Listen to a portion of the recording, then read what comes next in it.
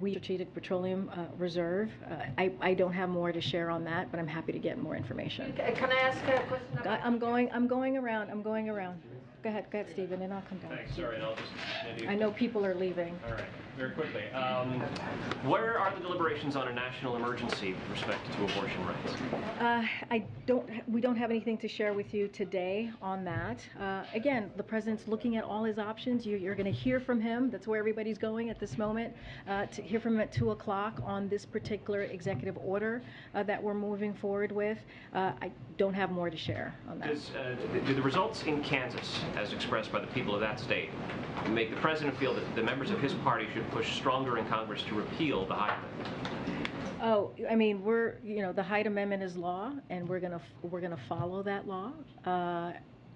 So not going to get into more than that. But I will say this about what we saw in Kansas. The president was very clear that in order to protect our rights or codify Roe, we need to make sure that our voices are heard.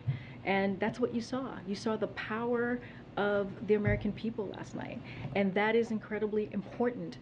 It was not expected what we saw last night, and so this is what we need to continue to do in order to make sure that it is the law of the land, that Roe becomes law of the land.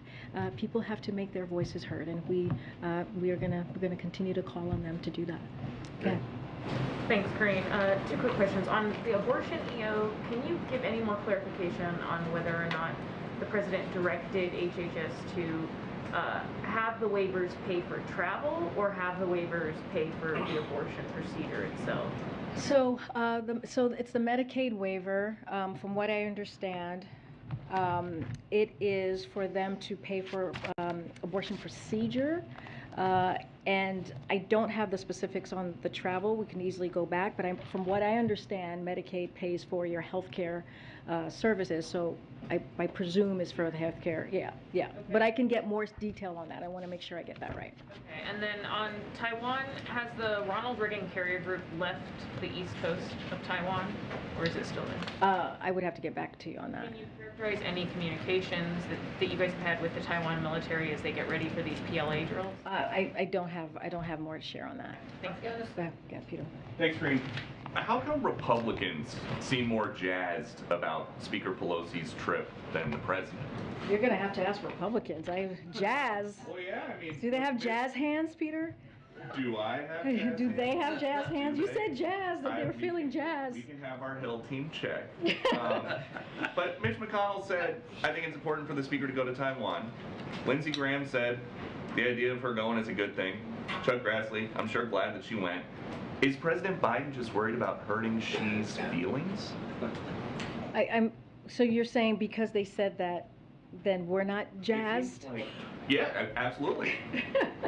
We've been very clear. We've been very clear for, the past week or so, that the Speaker has the right to go to Taiwan. We have said that. Yes, you've been clear that she has the right. But why is it so hard for the President just to say, she's a brave trailblazer, and I think it's great that she went. Like so many others. I think the President thinks that Speaker Pelosi is a great trailblazer. Look, I mean, think that it was good that she went? Here's the thing. What we are saying is that we cannot dictate, and we will not dictate where members of Congress go. Members of Congress. Wait, let me finish. When they go, he doesn't dictate it. They go. Now he can say if he thinks it was good or not. I mean, that's not how it works. That is not how it works here. It really isn't. Members of Congress have the right to travel wherever they choose. Our part of this is to make sure we give them a thorough and complete briefing when it comes to the geopolitics of the region or the state, or when it comes to national security. That is our part in this. Now that Taiwan is effectively encircled by the Chinese military doing these drills, does the president think that the trip was worth the trouble? Look, I already said this, and I'll just repeat it to you. There's no reason for Beijing to turn this visit, which is consistent with long-standing U.S. policy, into some sort of crisis. There is no reason to do that. We have been very clear. There's no change in our One China policy, which is guided by the Taiwan Relations Act of 1979. That has not changed. And so, look, the United States will not seek and does not want a crisis here. But we are prepared to manage what Beijing chooses to do. And last one about that, there's a Chinese official who says the U.S. must pay the price for its own mistake, and we mean what we say. When the Chinese threaten the U.S., does the president take them seriously? Again, the United States will not seek and does not want a crisis. We are prepared to manage what Beijing chooses to do. Nothing has changed when it comes to our policies. This was a precedent. This was precedent for the speaker to travel to Taiwan. That is nothing new, and it changes absolutely nothing when it comes to our One China policy. I'm going to go to the back. Go ahead.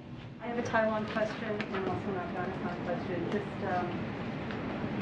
following up Peter's question, with the PLA encircling Taiwan, does the White House have a counter strategy? Do you have plans to counter this? I'm not going to lay out or lay out any of our any of our intelligence or national security information from here. Cyber measures that Beijing has imposed on Taipei. I missed the first part. I said, how about the punitive economic and cyber measures that Beijing has imposed on Taipei? Is the U.S. prepared to help Taiwan there? Again, I'm not going to go further with what I just said. There is no reason for Beijing to use this trip, which is a precedented trip, as a pretext for a crisis. There is no change to our policy, as I've said, as many of my colleagues have said from here and also on many of your networks and some of your publications. Nothing has changed here. And then on Afghanistan, given that the leader of the Haqqani network is, a wanted terrorist, does the U.S. plan to put him on a wanted list or target members of the Haqqani network in Afghanistan? Kirby got this question yesterday. I don't have anything more to add on the Haqqani network. Afghanistan, please. Peter, do you have something? Can I ask you, Karine? Families are telling us months later that they're still seeing limited or at least little to no improvement in their access to baby formula, and market research shows that shortages remain right now. So to those families, has the administration done enough to solve this problem? So as you know, this is a priority for us. We understand what families are going through, caregivers, moms and dads, grandparents, and we have done the work, and we'll continue to do the work to make sure that families have safe baby formula so that they can feed their kids. This continues to be a priority for us. This has not gone away, and we do understand that there's a lot more work to do, but we want families to know and understand this is an administration that cares about them, that cares about their safety of their children, and we're going to continue to do the work. So they recognize that the administration cares. It's a point that you guys have made before. What do you say to those families that when right now the shortage rate, according to data, is between the out-of-stock rate is something between 20 and 30%. So when will it be resolved? Look, we're doing the work every day. It doesn't stop. We're working with the agencies who are involved. That's why we were able to do the DPA. That was an important move that the president signed on to, so we can make sure that we get more production out there on more baby formula on the shelves. We did we did the partnership with the Department of Defense to make sure we're able to do these fly-in baby formulas with relationships that we had abroad, and so that has helped. That actually brought up what we were seeing on the shelves. But we understand that there's more work to do, and we'll continue to do that work. We have laid out the steps that we have taken. We have made announcements. After announcements, I'm happy to once I can get that to you, and we are happy to share where we are and how we have improved production. But we understand, we get that there's more work to do, and we're going to continue to do that work. All right, go ahead. Thanks, Doreen. People in southeastern Kentucky are still digging out from the devastating floods they had last week. I know the president is isolating right now because he has COVID, but once that isolation is over, does he have any plans to go there and see this damage for himself? You know, I don't have any travel to announce of the president at this time. As you just said, he's still isolating. I do have an announcement to make, or something to share about an announcement that was made today. Department of Health and Human Services, Secretary Becerra declared a public health emergency for the Commonwealth of Kentucky, which gives the Centers for Medicare and Medicaid Services beneficiaries and their health care providers and suppliers greater flexibility in meeting emergency health needs. We are doing everything that we can with FEMA and other agencies across the administration to be helpful to the state of Kentucky. And again, I've said this before, but our hearts go out to the families who have lost loved ones and just lost so much in this period of time. But is a presidential trip there something that's even being considered? Is that something? Well, as you know, he went to Kentucky when I believe it was a tornado that happened, last year, and he visited Kentucky at that time. I remember traveling with him, and it was devastating aftermath of what happened to the state. We just don't have anything to share with you at this time. Okay. I'm going to try to go around here. Go ahead. The president is on his 4th full day of isolation from his rebound case. If he continues to test positive after he completes 5 full days, will he continue to isolate? I would have to check to see exactly what the CDC guidance is, but we are going to follow CDC guidance. One thing I do have to say is CDC recommendations for rebounds. There are no CDC recommendations as it relates to testing and as it relates to travel, but we have been following the 5-day of isolation. We added to our protocol, as we do here at the White House, because of the unique situation and the unique jobs that we all have here and making sure that we keep everyone safe. We added the 2 negative tests in order for many of us to come back to work. As far as, beyond that, I would just have to make sure I check with the CDC guidance, but we will continue to follow that. And like you said, the CDC doesn't call for people with COVID to test negative before on a rapid antigen test to end their isolation. Considering it seems to have been helpful in President Biden's case, is that something that the White House would like the CDC to urge Americans to do, to factor in antigen testing, or for Americans to model his behavior? So we leave it to the experts. That is for the experts, and they follow the science, which changes on this. This is COVID, as we know, once in a generation pandemic. So we leave it to them to make that decision. Okay. Go ahead. As you know, the McKinney fire in Northern California has killed 4 people. I just want to know, has the administration been in touch with California officials, or what federal resources have been brought to bear there? Yeah, so we have been in touch with state and local officials in California. We're continue to closely monitor the wildfires raging throughout the western United States, and the president has also been receiving regular updates. Even as he's in the White House resident, he's working every day. I'll say this to the folks in that region: our hearts go out to the people who have been impacted by these extreme weather conditions, including those who may have lost their homes or businesses to what has become California's biggest fire so far this summer. More than 2,500 personnel and firefighters are on the ground fighting the fire, and FEMA has been there very quickly, approved additional grant funding to help the California pay for the cost of fighting the fire. We also continue to take steps to make communities more resilient to extreme weather events like wildfires, including through the $2.3 billion in FEMA funds that President Biden announced last week to help communities increase resilience to heat waves, drought, wildfires, food, hurricanes, and other hazards. I'm going to go way to the back. Go ahead, Owen. Corinne, thanks. Good afternoon. Two questions. Back to the executive order first, from a much different perspective here. Pro-life Americans don't want their tax dollars paying for abortions. They believe life begins at conception. The Catholic Church teaches life must be protected from conception forward. But this executive order would have Medicaid pay for travel expenses for women to get an abortion.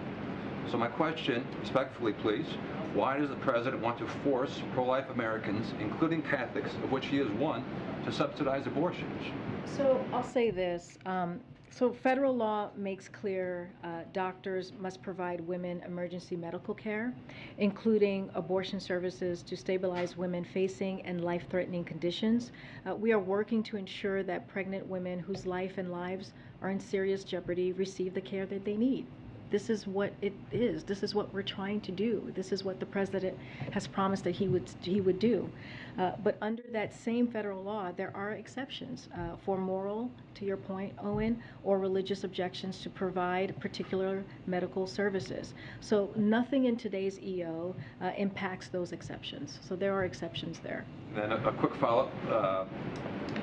Catholic bishops say the administration is trying to force doctors and nurses to perform procedures that go against their religious beliefs, including gender transition surgery and abortion. Does the president believe in conscience rights and religious freedom for healthcare professionals? So I thought that's what you were asking me in your first question. It's basically the same as I just laid out, which is like federal law makes clear, right, that doctors must provide women emergency medical care, including abortion services, to stabilize facing health and life-threatening conditions.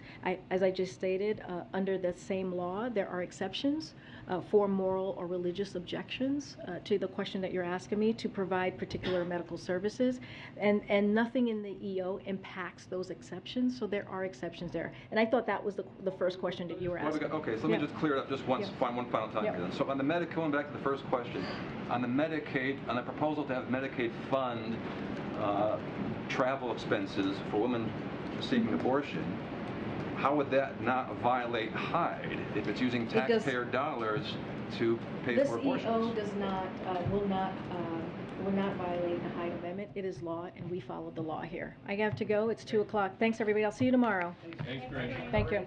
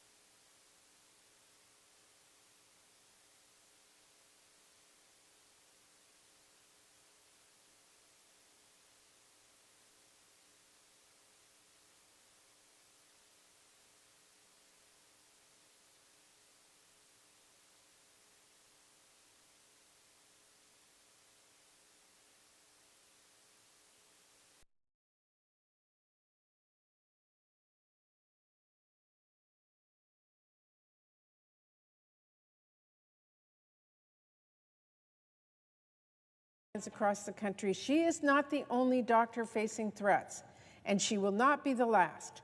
At this very moment, Republican state lawmakers are drafting legislation that would make it a crime to provide abortion care to a resident, even in another state where it is legal.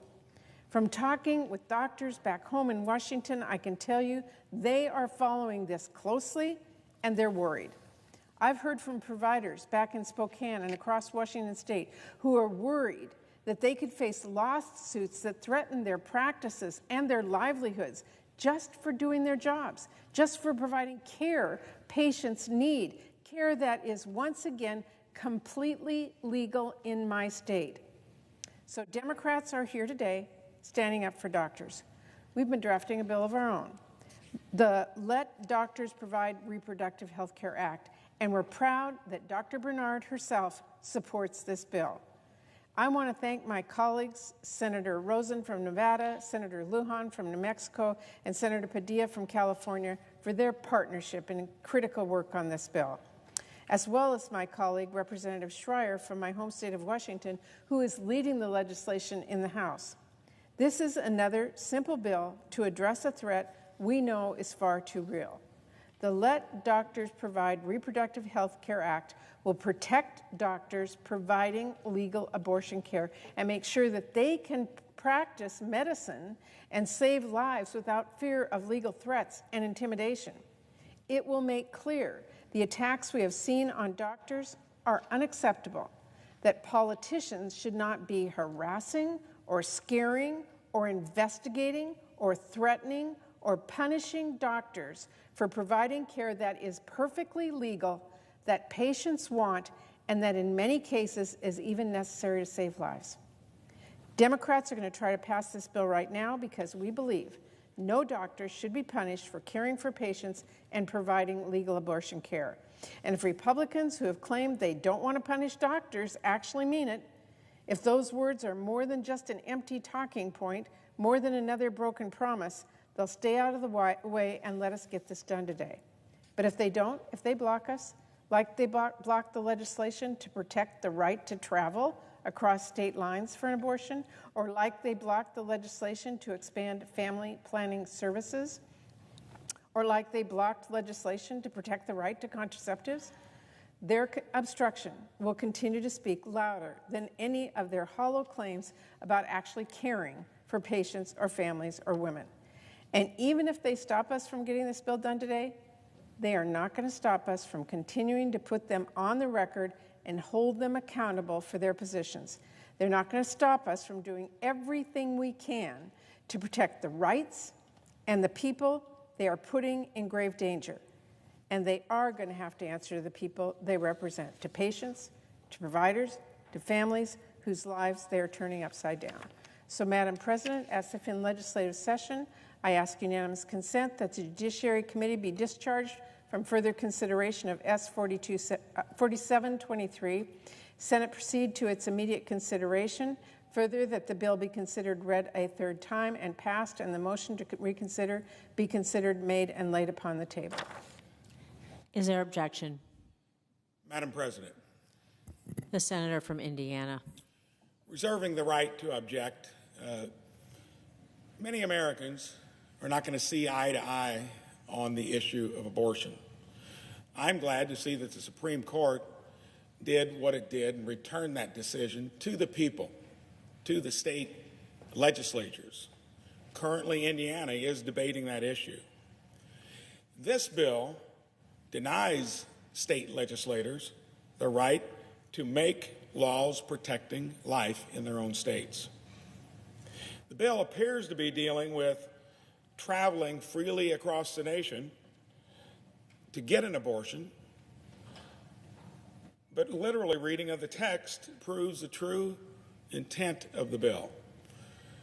It is, I think, a backdoor into trying to upend what neighboring state legislatures, should be their responsibility. It should be the people in their state that make the decision. So look at Section 3A3 of the bill stating, no individual, entity, or state may restrict a healthcare provider or any individual entity from providing or assisting a healthcare provider with reproductive healthcare services for an individual who does not reside in the state in which the services are to be provided.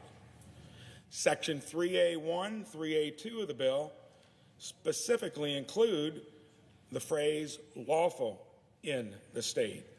Why is that omitted from the previous clause? I think it's because this bill is an attempt to undermine state laws that protect life by allowing abortions for anyone who crosses state lines and is not a resident of that state. Not to belabor it, I want to read it one more time slowly.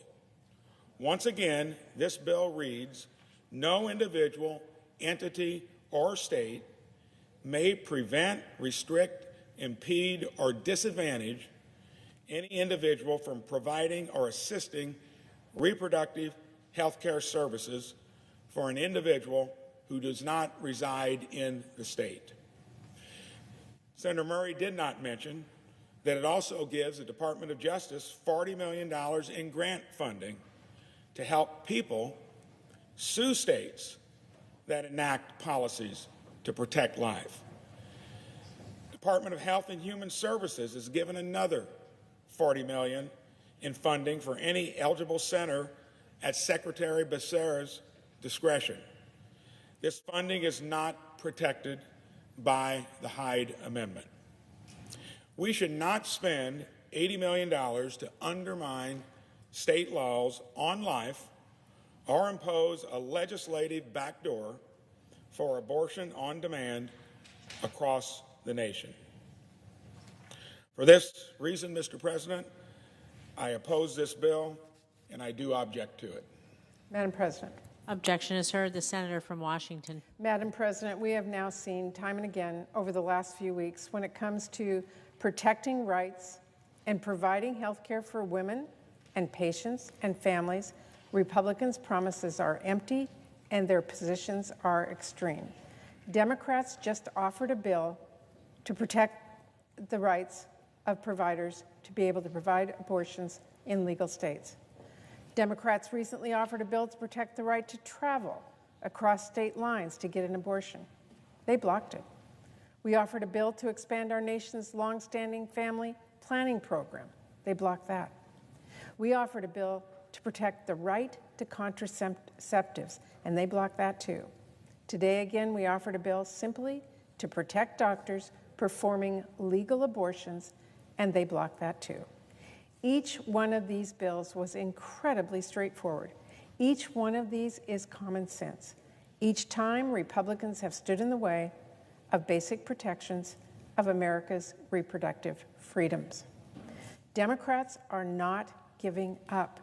And as we saw last night, the American people are not either. We are going to fight for the right to an abortion. We are going to fight for doctors who are doing their jobs and doing what is best for their patients. We are going to fight for women making their own decisions about their own bodies, their families, and their futures. And we're going to make sure everyone knows and no one forgets exactly who's standing in the way, exactly where Republicans stand in this fight. I yield the floor.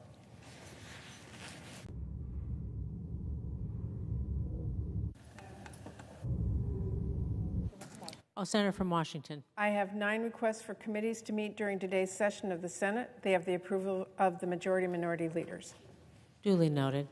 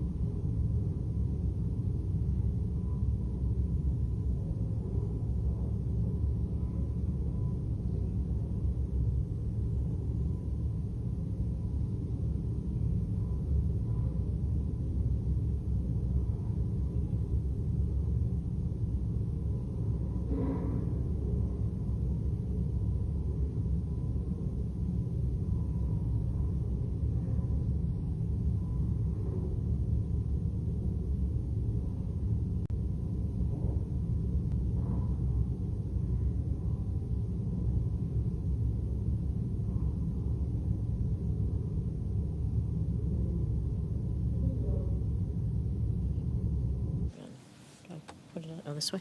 Who yields time?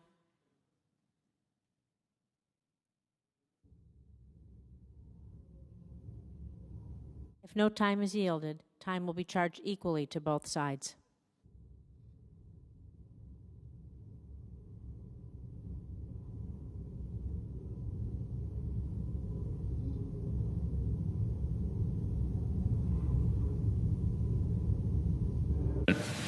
Senator from Ohio. Madam President, I'm on the floor today with Senator Jeanne Shaheen from New Hampshire to join in a colloquy regarding what is happening in Ukraine. This is the 20th time in so many weeks that I have come to the floor to talk about the illegal, unprovoked, and brutal invasion of Ukraine by Russia. Today, I look forward to being with my colleague, Senator Shaheen, a member of the Ukraine caucus, someone with whom I've traveled to Ukraine, and also to the border of Ukraine and Poland to meet with the refugees. Senator Shaheen's going to talk, I think, a little about how we got to where we are and what we do going forward. I also am recently made aware of the fact that we are going to take up the NATO ratification vote today, and this is to have the United States approve the addition of Sweden and Finland to the NATO alliance. This is great for the alliance, it's great for the United States, and I believe it's also, otherwise they wouldn't be interested, very good for the people of Finland and Sweden. They add a lot to the NATO alliance. They are militarily and economically in a position to be valuable contributors. They also, in the case of Finland, share the largest land border with Russia of any country. They have understandable concerns with what they see happening in Ukraine. And I just believe it's very much in our national security interest, the interest of people I represent, to have, in addition, even further strengthening of the NATO alliance through the addition of these two partners. Vladimir Putin thought he was going to split NATO apart when he began his invasion of Ukraine, I believe. And today he's finding just the opposite has happened. NATO has come together in ways we have never seen. And we now have, again, the addition of two very strong members of NATO who are longtime allies of the United States and will add significantly to the NATO alliance. With regard to Ukraine, let's start with a little history. Ukrainians have faced adversity from Russia for hundreds of years.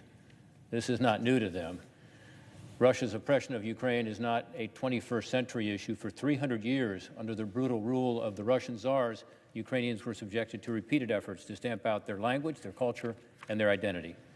In January of 1918, Ukrainians got their first taste of national freedom. While Russia was dealing with the chaos of the Bolshevik Revolution, Ukraine declared its independence from the Russian Empire.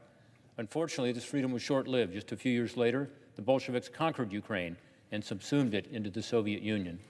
As an unwilling member of the Soviet Empire, Ukrainians suffered horrific atrocities at the hands of their Soviet overlords. In 1932 and again in 1933, the Stalinist regime confiscated grain harvests across Ukraine and imposed a premeditated, man-made famine against the people of Ukraine. This horrific atrocity is known as the Holodomor. Millions of men, women, and children were starved to death in a deliberate effort to break the Ukrainian nation's resistance to communist occupation. Stalin even ordered the borders of the country to be sealed to prevent anyone from escaping this man-made starvation and to prevent the delivery of any international food aid. In 2018, Senator Durbin and I introduced a resolution to commemorate the 85th anniversary of the Holodomor and to recognize the Commission on the Ukraine famine's finding that the Holodomor was a genocide. No question. I'm grateful to Senator Shaheen, Senator Tillis, and others who are in the chamber today for co-sponsoring that resolution. It passed in October of 2018 unanimously here in the United States Senate. The Holodomor failed to extinguish the Ukrainian people's identity as hard as they tried. But it was not the end of the Soviet oppression. In the 1970s, the Soviet leadership imposed a crackdown on Ukrainian intellectuals and those with any sort of leanings toward independence or toward the West. The prisons and gulags became filled with Ukrainian political prisoners as the Soviet Union once again tried to assault Ukrainian identity. But then in 1991, after years of repression, Ukraine finally broke away from its Russian rulers for good. Ukraine declared its independence on August 24th of that year, and in December, the declaration was confirmed by a referendum in which over 90% of the Ukrainian people voted in favor of independence. This chart shows the amazing response of the people of Ukraine to that. 95% of the people in the Kyiv area, as you can see, supported independence. By the way, Russians often say that Crimea really was not part of Ukraine. Well, more than half of the people in Crimea were for independence as well. But Russia's crimes against the people of Ukraine continue to this day. Last week, a video was circulated online of a Russian soldier torturing and mutilating a Ukrainian prisoner. Unfortunately, not an isolated incident. After this, the Ukrainian soldier was shot dead and dragged with a rope into a shallow grave by his Russian captors. We've all seen the pictures from Bucha, people assassinated, people with their hands tied behind their back.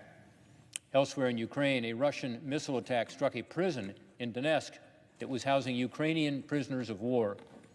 This chart shows that prison and the fact that it was attacked by missiles. Many of these soldiers were involved in the heroic defense of the Azovstal steel factory in Mariupol. They held out for weeks against Russian assaults on the plant.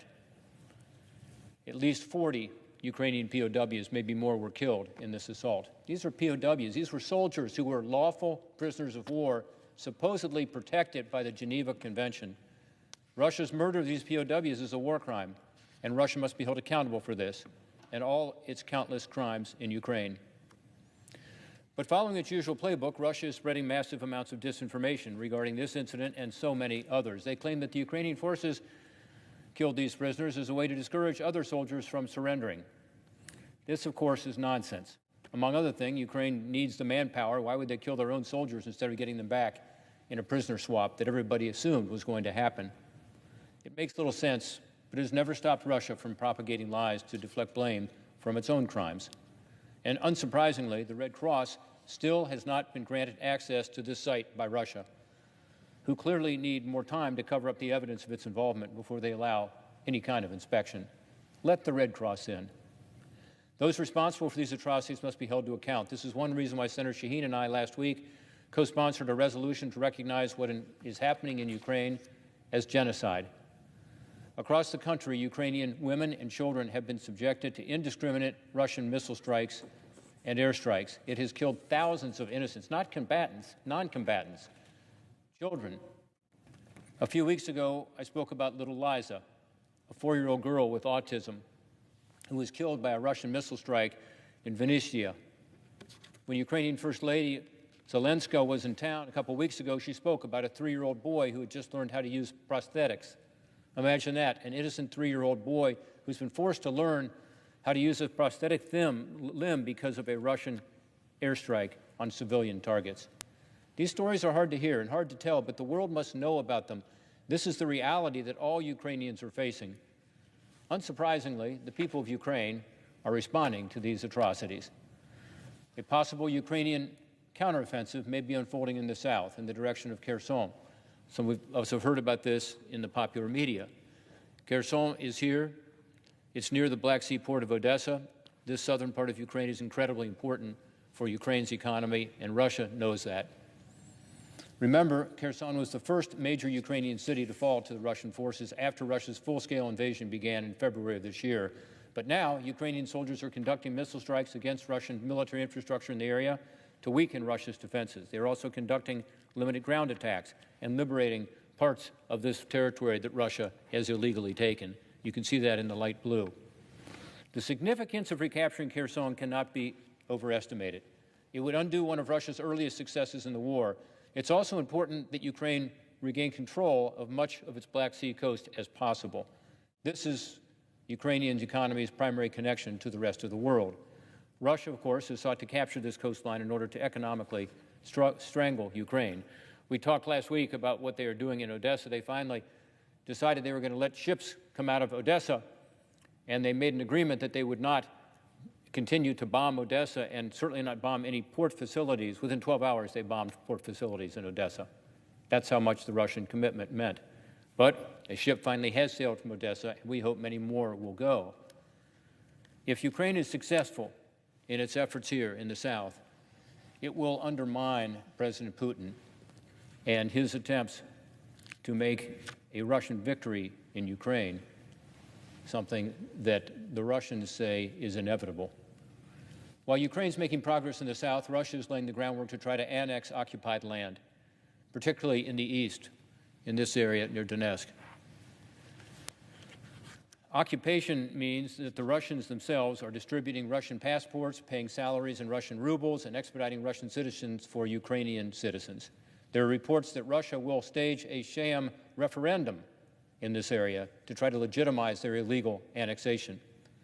Senior Kremlin officials have warned Russia will never leave areas of Kherson in the south here, where Russian forces have been occupying the territory. Before the invasion, these cities were home to more than 2.5 million Ukrainians in this area.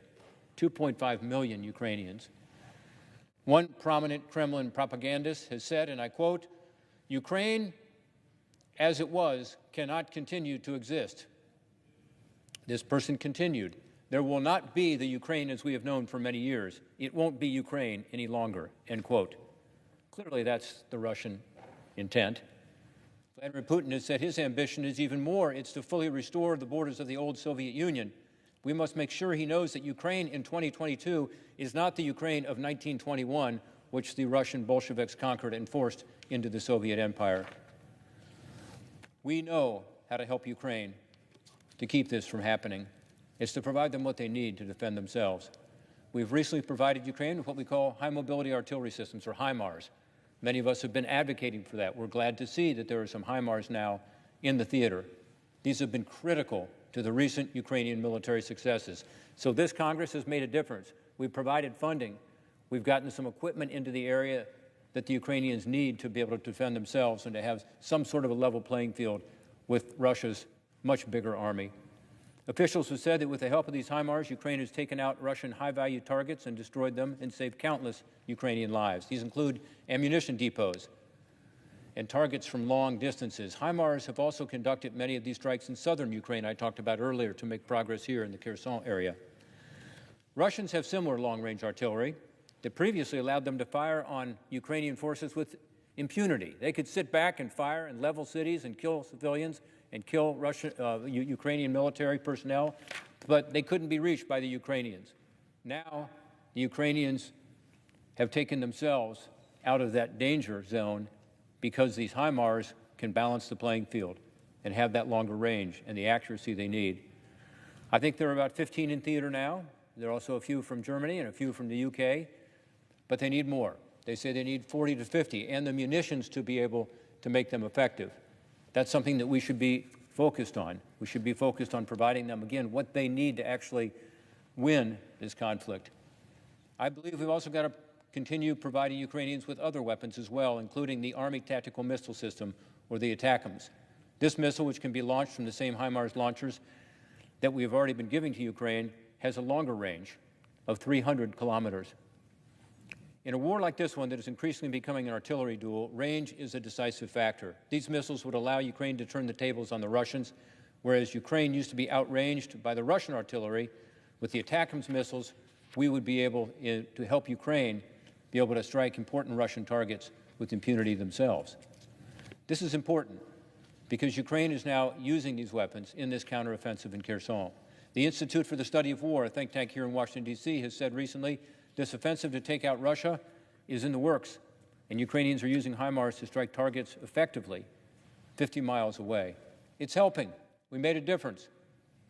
Former security advisor to the Ukrainian government, Alexander Kara, told Newsweek, the state of Russian morale in the south means a counteroffensive is, quote, has an excellent chance of success. He continued, the Russians suffer from poor morale, logistical troubles, and the horrors of HIMARS, end quote.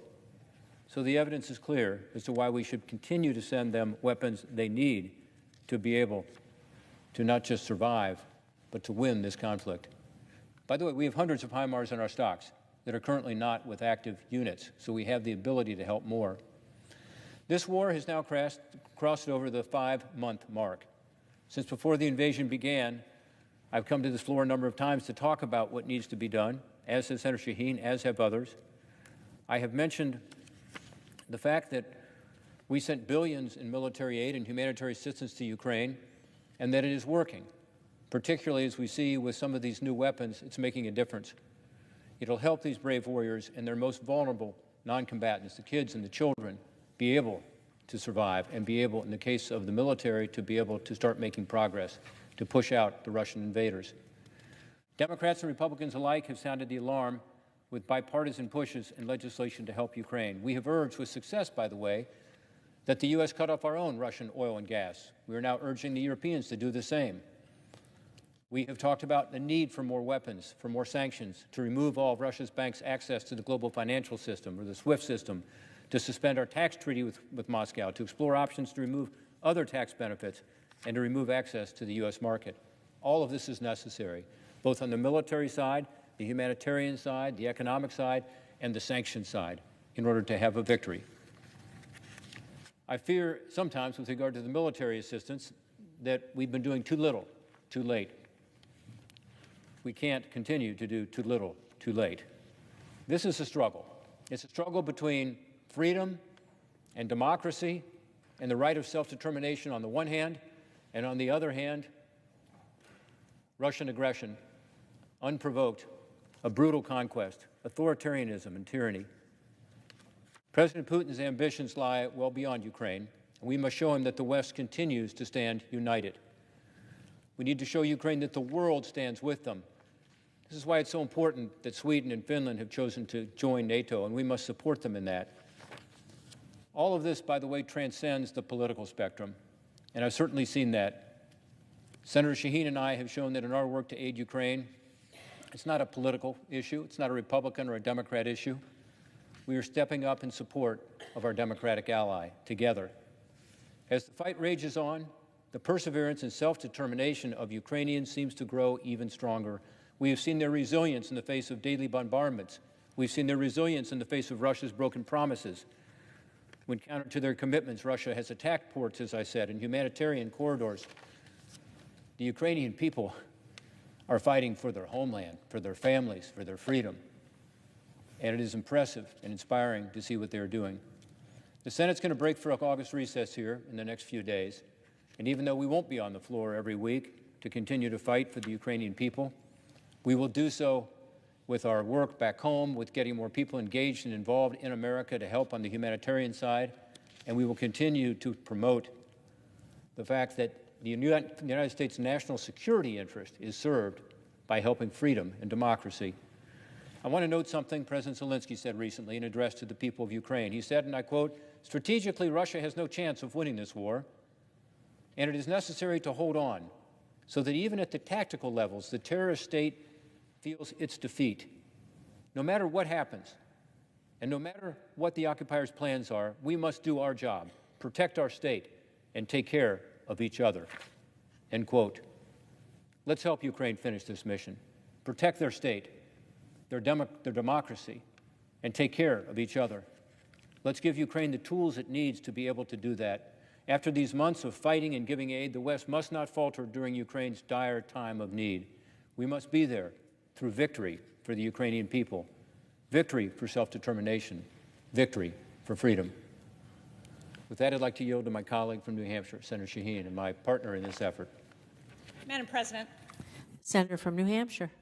Madam President, I'm really pleased to be able to come to the floor this afternoon to join my colleague from Ohio, Senator Portman.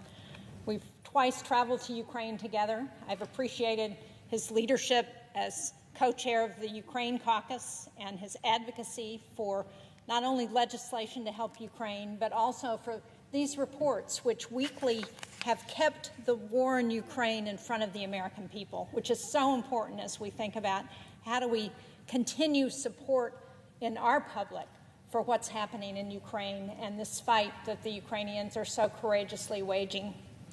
I'm also pleased to be here with my colleague, Senator Tillis, who, along with me, co-chairs the Senate NATO Observer Group, because we're going to be voting this afternoon on ratification of the accession of Finland and Sweden to NATO. Together, we led a bipartisan delegation to Madrid last month, which included both 3 Democrats and 4 Republicans, and we were able to visit Helsinki and Stockholm on our way into Madrid to talk about just why it's so important that Finland and Sweden are joining NATO. And I wanted to talk about both of these topics this afternoon because they are connected. As Senator Portman has said, there is a reason why Finland and Sweden, after decades of maintaining neutrality, are looking at joining NATO. It's because of this unprovoked, brutal war by Russia against Ukraine. And if they're successful in Ukraine, we don't know where that will end. And so we need to make the connection for people. A year ago, no one would have thought that Sweden and Finland would have wanted NATO membership. But of course, a lot has happened in that year. Vladimir Putin made one of the most consequential miscalculations in modern history. I think it's the biggest miscalculation in foreign policy since Hitler went into Russia in World War II. He went into Ukraine to wage this unprovoked, premeditated war upon the people of Ukraine. And part of his rationale was to talk about NATO and his opposition to Ukraine's joining NATO, but also because he thought he would be able to stall enlargement of NATO. He thought he would be able to split the NATO allies. And in fact, just the opposite has happened. The global response to punish Putin for this war in Ukraine is unprecedented. Putin's barbaric campaign in Ukraine and threats to democracy around the world has resulted in the strongest iteration of NATO to date. And now here we are. The United States is about to welcome 2 very capable, very qualified and deserving members into the alliance, which will further strengthen our global coordination to preserve our rules-based order. I've spoken before in this chamber about the strong bipartisan support for Finland and Sweden's NATO membership. When Sweden and Finland announced their intent to apply for NATO membership, Senator Tillis and I led a letter to President Biden that within about 24 hours was co-signed by 80 of our colleagues, all pledging to support swift ratification of the accession protocols. And just last month, Senator Tillis and I led that delegation to Madrid to the NATO summit. And we did it at the request of both the Majority Leader Schumer and the Minority Leader McConnell. When meeting with our allies and partners, we talked about our commitment to return to the Senate and to work hard to swiftly ratify the accession protocols, and we've done just that. We had hoped to be the first body to do that ratification. We're going to be the 22nd, which I think is very good news for NATO and for the effort to ensure that Finland and Sweden become members of NATO. On July 19th, the Senate Foreign Relations Committee, on which Senator Portman and I sit, unanimously voted in support of NATO's accession protocols. And today's vote is not just important for Sweden and Finland and for NATO, but it's also important for Ukraine, as Senator Portman laid out. The Ukrainian people are on the front lines of a war for democracy and for our collective shared values, values that underpin the heart of the NATO alliance. And Sweden and Finland's membership will bolster our efforts to hold Putin to account as he wages this war to eradicate Ukrainian culture. Putin's decision to invade Ukraine affirmed what we have long known, that Vladimir Putin does not respect the distinct history, culture, and identity of the Ukrainian people. His view of history, of course, is false. It's distorted and it's deadly. His unprovoked war in Ukraine is a manifestation of his delusional ideas and his blatant attempt to wipe Ukraine off the map of Europe. But despite the challenges to their sovereignty, for generations, the Ukrainian people have maintained their own traditions, their own language, and their own dream of independence. And Putin is waging propaganda campaigns that seek to justify his goals to the Russian people. He's deploying deliberate, harmful rhetoric of denazifying Ukraine. He's pursuing a broader, maniacal agenda to eradicate everything Ukrainian, the land, the people, the language, the culture. We know that Russia established filtration camps in both Russian and Ukrainian territory even before the February 24th invasion. Now reports are that there are over 1 million Ukrainians who have been forcibly relocated to Russia, including about 250,000 children who have been taken from their Ukrainian parents and sent to Russia. So we need to call Putin's actions what they are. They are acts of genocide. And after the horrors of the Holocaust, the Rwandan genocide, the Yugoslav wars, the international community had vowed to never again let such immense human tragedy happen on our watch. Well, we must not let Putin accomplish his mission of destroying the Ukrainian people and dismantling the international rules-based order which has been in place for more than 70 years. And we must hold him accountable because we know that if he's successful, Putin's Russification campaign is not going to end with Ukraine. Who will be next? The Baltic states? Eastern European countries, Romania, Poland? As Americans, we have a moral obligation to work with our allies to hold Putin to account. And I'm proud that this body is doing just that. Last week, the Senate Foreign Relations Committee, of which Senator Portman and I are both members, introduced a resolution recognizing Russia's actions in Ukraine as genocide. But of course, we must do more, and today's ratification vote is going to be another step in sending a message to both Vladimir Putin and the Ukrainian people that NATO is unified and that we are going to continue to support their efforts to push back against this brutal dictator. So I hope that our colleagues will join us in celebrating today's important moment of NATO's enlargement from 30 to 32 members. This historic accession is a testament to the global commitment to not be bystanders amid a war that violates all international norms and seeks to destabilize our rules-based order. I hope that our remaining NATO allies will move swiftly to advance Sweden and Finland's NATO membership. And amid Russia's horrific campaign of ethnic cleansing against the Ukrainian people, we must recognize the importance of our shared transatlantic values to push back on Putin's dangerous and bloodthirsty war against Ukraine. So, again, I'm pleased that we are here to support both Ukraine and the ratification of Sweden and Finland into NATO.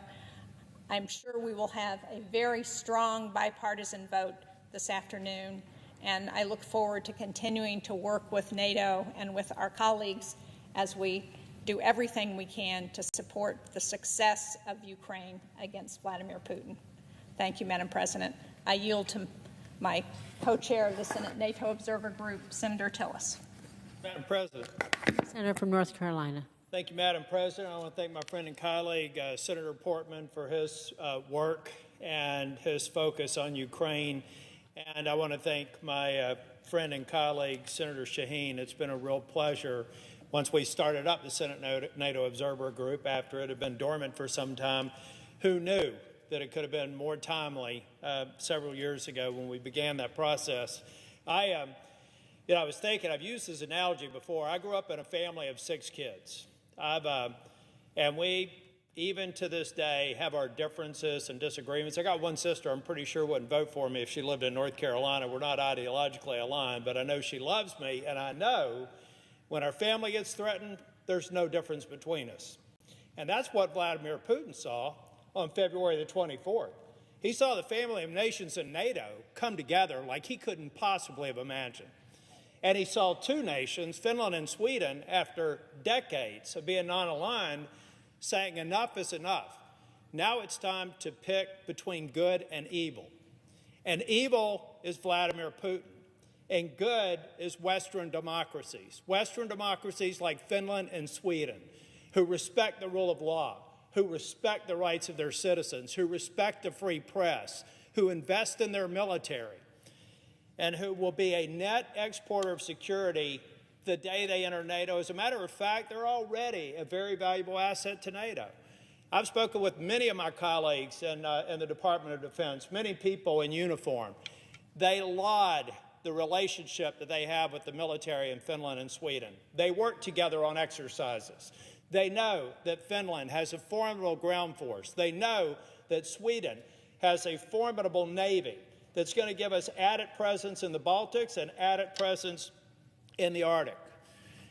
The worst possible scenario that Putin never anticipated was a completely unified NATO and the addition of 830 miles, 1,340 kilometers of NATO border right up against Russia. That's what he's gotten for his illegal invasion of Ukraine. And the blood of thousands are on Vladimir Putin's hands. Now I want to talk a little bit about Finland and Sweden. But I also have to start with that letter. I remember vividly, Senator Shaheen, when we were meeting with Swedish diplomats and we were saying, and defense minister, and we were saying, what could we do to send the signal to the people of Finland and Sweden that the United States is absolutely supportive of their accession to NATO? They said, well, communications would be good. We said, well, we'll do a letter. In 24 hours, we got 80 signatures. Now, the question would be, why not the other 20? Quite honestly, we didn't take the time. Everybody that we went to signed on to the letter, but we thought it was important to get that communication out quickly. And today, we're going to see more than 95 senators, I think even more than that, vote for ratification because they understand that Finland and Sweden are investing in their military. They understand that Finland is already at 2% and continuing to invest. They know that Finland has already put on order 64 F-35 Joint Strike Fighters. Why is that extraordinary? Finland is about half the population of my state, North Carolina, about 5.5 million people. They have on order 64 Joint Strike Fighters. We have fewer than 200 in full operation here in the United States. If we, on a per capita basis, were to have as many Joint Strike Fighters as Finland intends to have, we would need more than 4,000. Now let's talk about Sweden. Their industrial base is extraordinary. They have advanced fighter technology. They have advanced submarine technology. They have an industrial base that can be mobilized. They have an industrial base that's already developing platforms that are NATO interoperable. When they come in, they're not going to have to do some sort of NATO 101. They're going to get to work. They're going to continue the work they're already doing. And in Sweden's case, there are some members here who are concerned about burden sharing and hitting the 2% mark. When we were in Stockholm, we talked about this. When we met with the diplomatic and defense minister, we talked about this. They're on their way. They're committed. Their government officials are committed to getting to 2% funding, and thank goodness. Maybe that sends a message to some of our other NATO countries that they need to get up there. If anything, Ukraine has taught us that we have to be ready, and we have to be at that level of burden sharing. But I'm not the least bit concerned with Finland and Sweden meeting their target. They're going to do it, and they're going to do it on short order. I believe that Sweden will be there by 2027, early 2028. So now we have to move forward. Now I am also being a little bit competitive. I'm disappointed that we weren't the first nation, but I also am very optimistic. I'm thrilled that so many nations have already recognized how valuable they will be as full-fledged NATO allies. So we're going to be 22nd, but we're doing it in record time. Everybody knows here, I describe this place as a crock pot. It takes a long time to cook something in the U.S. Senate. For us to do this in less than a month is absolutely extraordinary. And I hope that the people of Sweden and the people of Finland recognize that that's because the United States Senate has full confidence in them. We welcome them readily, and we look forward to their accession, and this step in ratifying the treaty is a great step. So, Madam President, I encourage all of my members to consider voting for Finland and Sweden. The last thing I'll leave you with is that there are some here who say, well, we can't really worry about Russia. We have to worry about China. We have to worry about both. And NATO's worried about both. If you look at the strategic concept that came out of Madrid, you should also recognize that there were 4 countries from Indo-PACOM who were at a NATO summit. They recognize that we have to look at China and recognize the threat, but they also recognize we have an immediate threat in Europe, and we have to stand together. And with NATO, I'm very proud of how the partners came together. And with Sweden and Finland, I'm going to even be more proud of our alliance when they are full-fledged members. And we're going to work as hard as we can as members of the Senate NATO Observer Group to make sure that the remaining countries follow suit quickly so that we can welcome both of these great nations into the greatest alliance that's ever existed. Thank you, Madam President.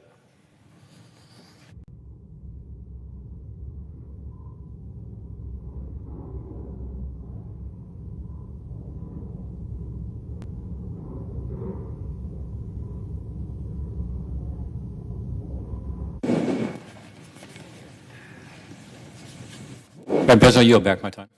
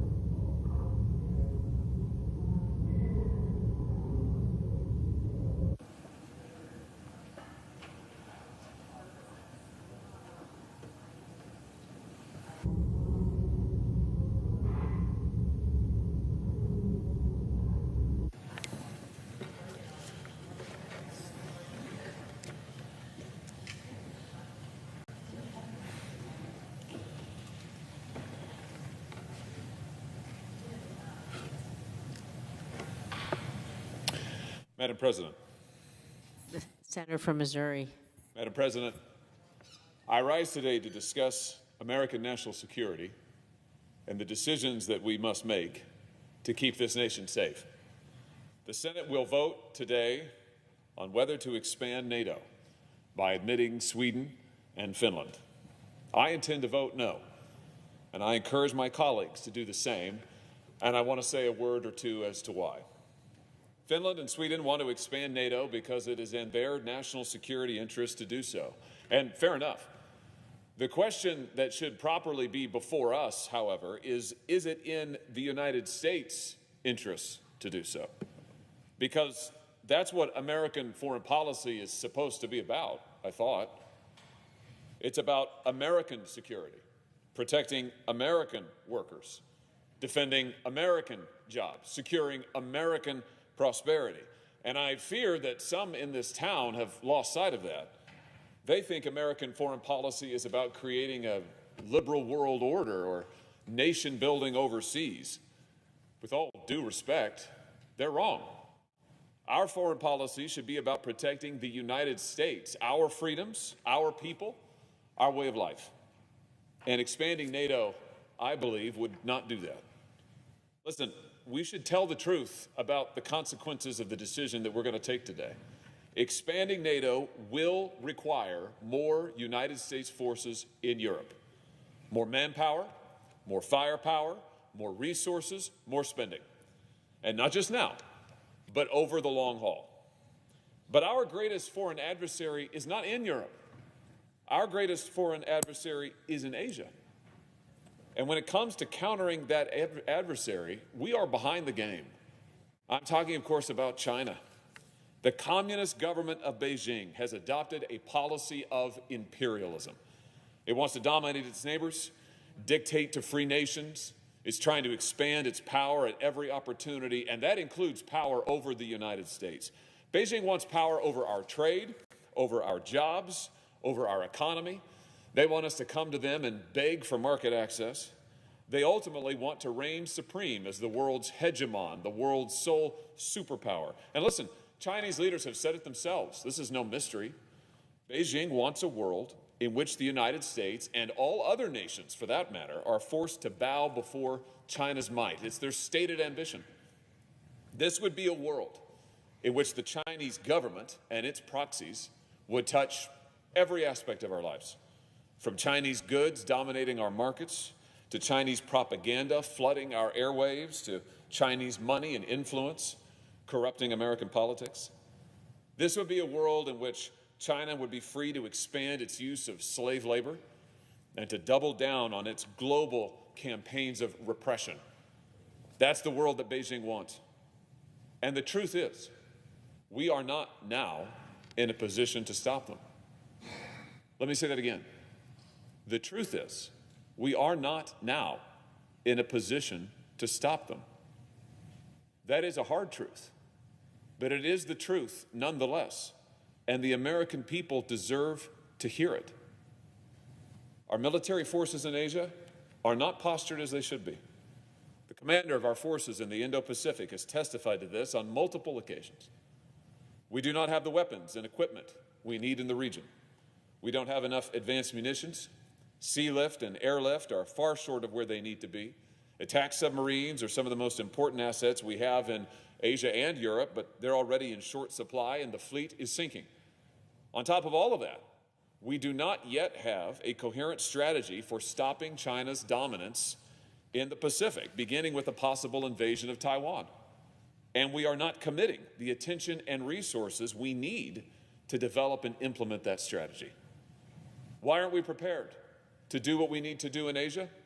Well, because we have been distracted for too long, for decades, by nation-building activities in the Middle East and by legacy commitments in Europe.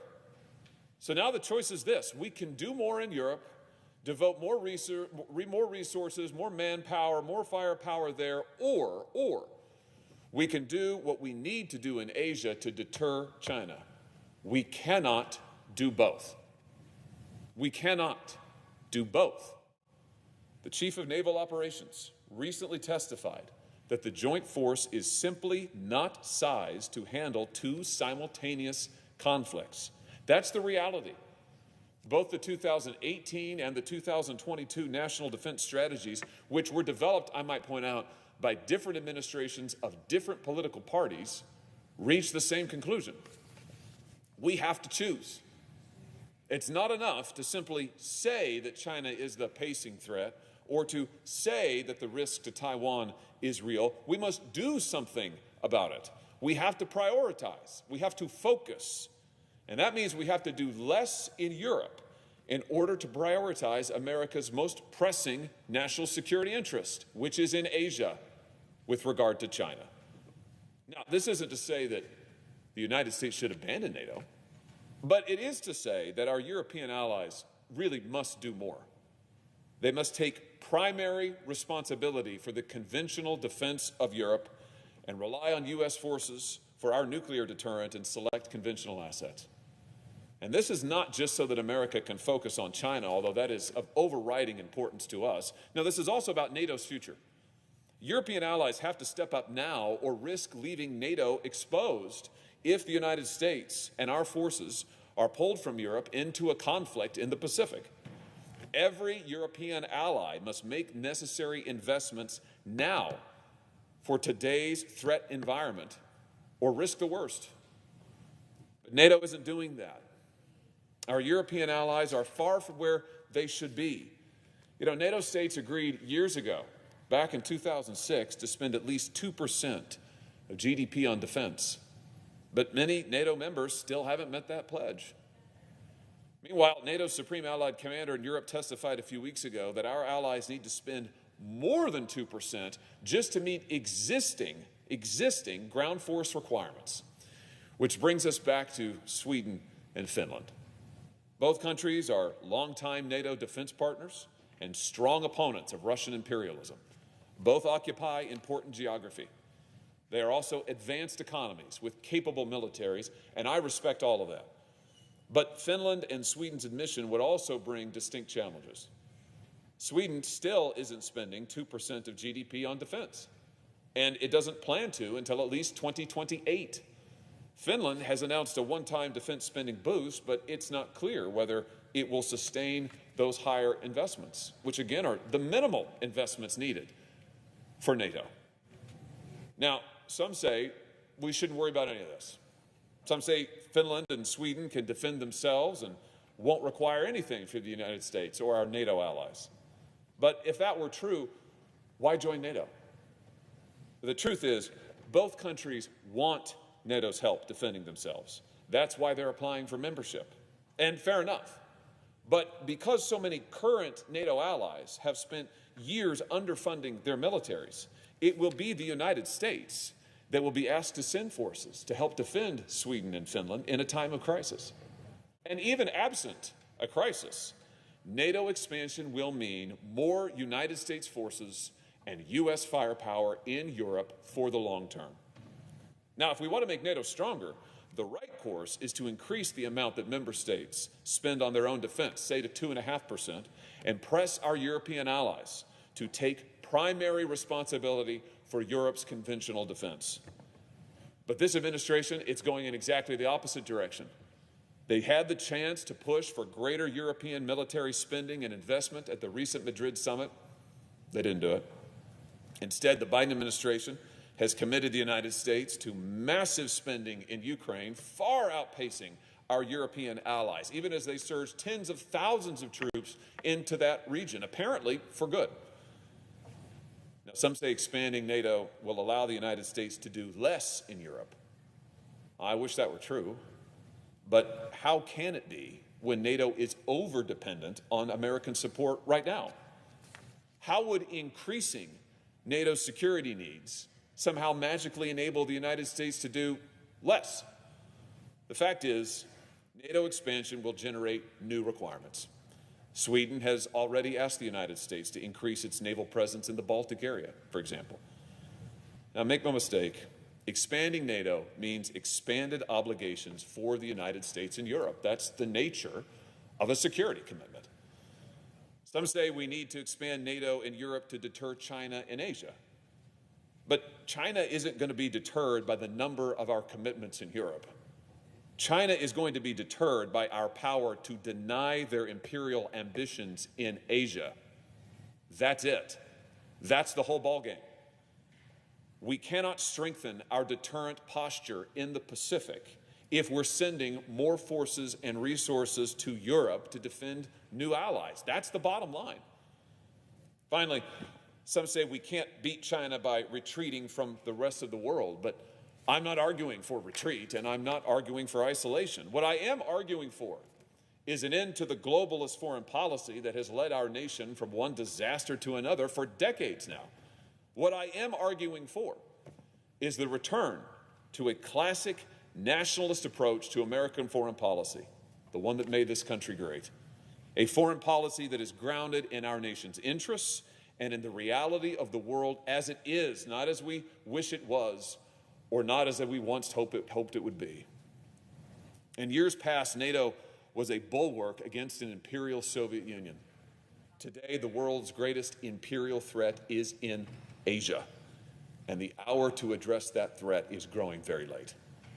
We owe the American people this truth. We owe them a clear accounting of the facts, and we owe them the courage to make tough choices.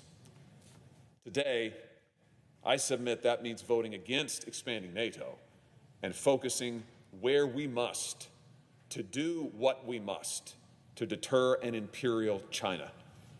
This isn't an easy vote, to be sure, but it is the right one for our security, for our prosperity, for our people, for our nation. Thank you, Madam President. I yield the floor. Madam President. The senior senator from Minnesota. Madam President, I rise today in support of Finland and Sweden's application to join NATO. I give my strong support to this application. I disagree heartily with our colleague from Missouri. I know you know, Madam President, having worked on this issue, as I have, having visited these countries. We know how important they are to Minnesota and Wisconsin. Minnesota has a special bond with the Kingdom of Sweden and the Republic of Finland. And at the core of this bond, at the core of the bond between our country and these countries is shared values, values of democracy, values of freedom. And yes, we have challenges. Of course we do in Asia. But I happen to believe when you are a great power like the United States of America, you can do two things at once. And let's look at what these countries add to our security by joining NATO. First of all, Finland is over 2% of their budget on military. Sweden is increasing their budget on military. Both nations have professional militaries. They have strong and transparent economies, and mostly they believe in human rights, in freedom, in liberty, and equality. They believe in democracy. And I will note specifically, Finland has added an extra $2.2 billion in defense spending this year. And Greece and Poland and Lithuania and Latvia and Estonia and Slovakia and Croatia, United Kingdom, above 2%. So let's get the facts straight here. And let's talk about what these countries will add to our security. We are at an unparalleled moment in history. Since Vladimir Putin's cruel, unjustified invasion of Ukraine, people all over the world have been waking up out of a 2-year plague, out of a slumber, to realize just how fragile our democracy is. We realized it here in this building when not so long ago insurrectionists invaded this chamber. We didn't just sit back and say, well, there goes our democracy. We stood up. We stood up, Democrats and Republicans, in this very chamber. And when President Zelensky of Ukraine took to the streets the minute that this invasion started and looked at a video camera and said, "We are here," he was saying that to his own people, to give them the courage to stand up against the inhuman barbarism of a dictator. But he was also saying it to the rest of the world.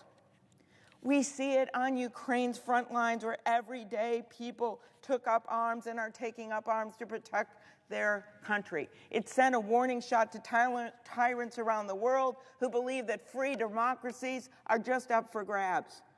Ukrainians have shown their true colors in bright blue and yellow, which just happen to be the country colors of Sweden. They have shown their true colors, and they are showing the world what courage is all about. Having been in the last group of senators from this chambers who met with leaders in Ukraine just a few weeks before the war started, I can tell you this: the people of Ukraine want to choose their own destiny, and the moral flame they have lit across the world will not be doused. Russia's unprovoked aggression in Ukraine has changed how we think about the world's security. That's why I strongly support the decision of these two great democracies, Sweden and Finland, to join the most important and defensive alliance in the world, NATO. When President Biden met in May with Finnish and Swedish leaders about their application to join NATO, he said the people of Sweden and Finland, he said to them that we have and they have the full, total, and complete backing of the United States of America. We supported that. The Senate Committee on Foreign Relations echoed its support with an overwhelming bipartisan vote just last month. Our leaders support this pact. By joining NATO, allies made a sacred commitment to one another that an attack on one is an attack on all. The only time in history this has been evoked was after 9/11, when the United States was attacked, and all our allies rallied to our side. As Americans, we have never and will never forget that. In June, we celebrated the anniversary of the end of World War II in Europe. NATO was formed in the wreckage of World War II when President Truman signed the North Atlantic Treaty. He expressed the goal of its founders to preserve their present peaceful situation and to protect it in the future. And for decades, it has been crucial to upholding that peace. Now, 73 years later, NATO is as important as ever, and the recent decisions made by our great friends, the great countries of Sweden and Finland, are a testament to the continued promise of this alliance. As Swedish Prime Minister Andersson said in May, with Sweden and Finland as members, NATO will also be stronger. We are security providers with sophisticated defense capabilities, and that is correct. We are champions of freedom, democracy, and human rights. That is correct. As Finland's leaders, President Niinisto and President Marin also said, NATO membership would strengthen Finland's security. As a member of NATO, Finland would strengthen the entire defense alliance. I had the honor of being on a panel at the Munich Security Conference with President Niinisto, and I saw firsthand his commitment to the democracy in Finland and to the democracy all over the world. Finland and Sweden are already among our closest partners on a range of issues. They are already important contributors to the international community, including in the United Nations, the Organization for Security and Cooperation in Europe, and other international organizations. Finnish and Swedish troops have already served shoulder to shoulder with U.S. and NATO forces in Kosovo, in Bosnia. In 1994, Sweden and Finland joined NATO's Partnership for Peace program, strengthening our official relationship and coming one step closer to being a full-fledged NATO member. NATO, Finland, and Sweden have partnered together on security in the Baltic Sea region through regular conversations and exercises, a practice that will be even more important now. And in 2018, Finland, Sweden, and the U.S. signed a trilateral agreement to deepen defense cooperation and promote security in Northern Europe. Both Finland and Sweden are already working in coordination with the U.S. and other allies in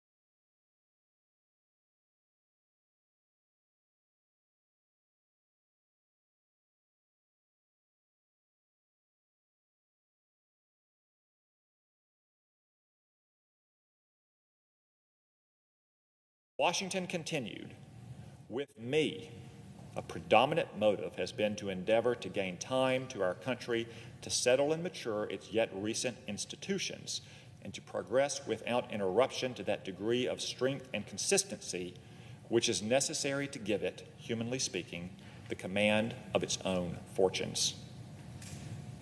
We have gained, since Washington's time, the command of our own fortunes. One of the pillars of our strength in modern times is our network of allies and partners in the old world.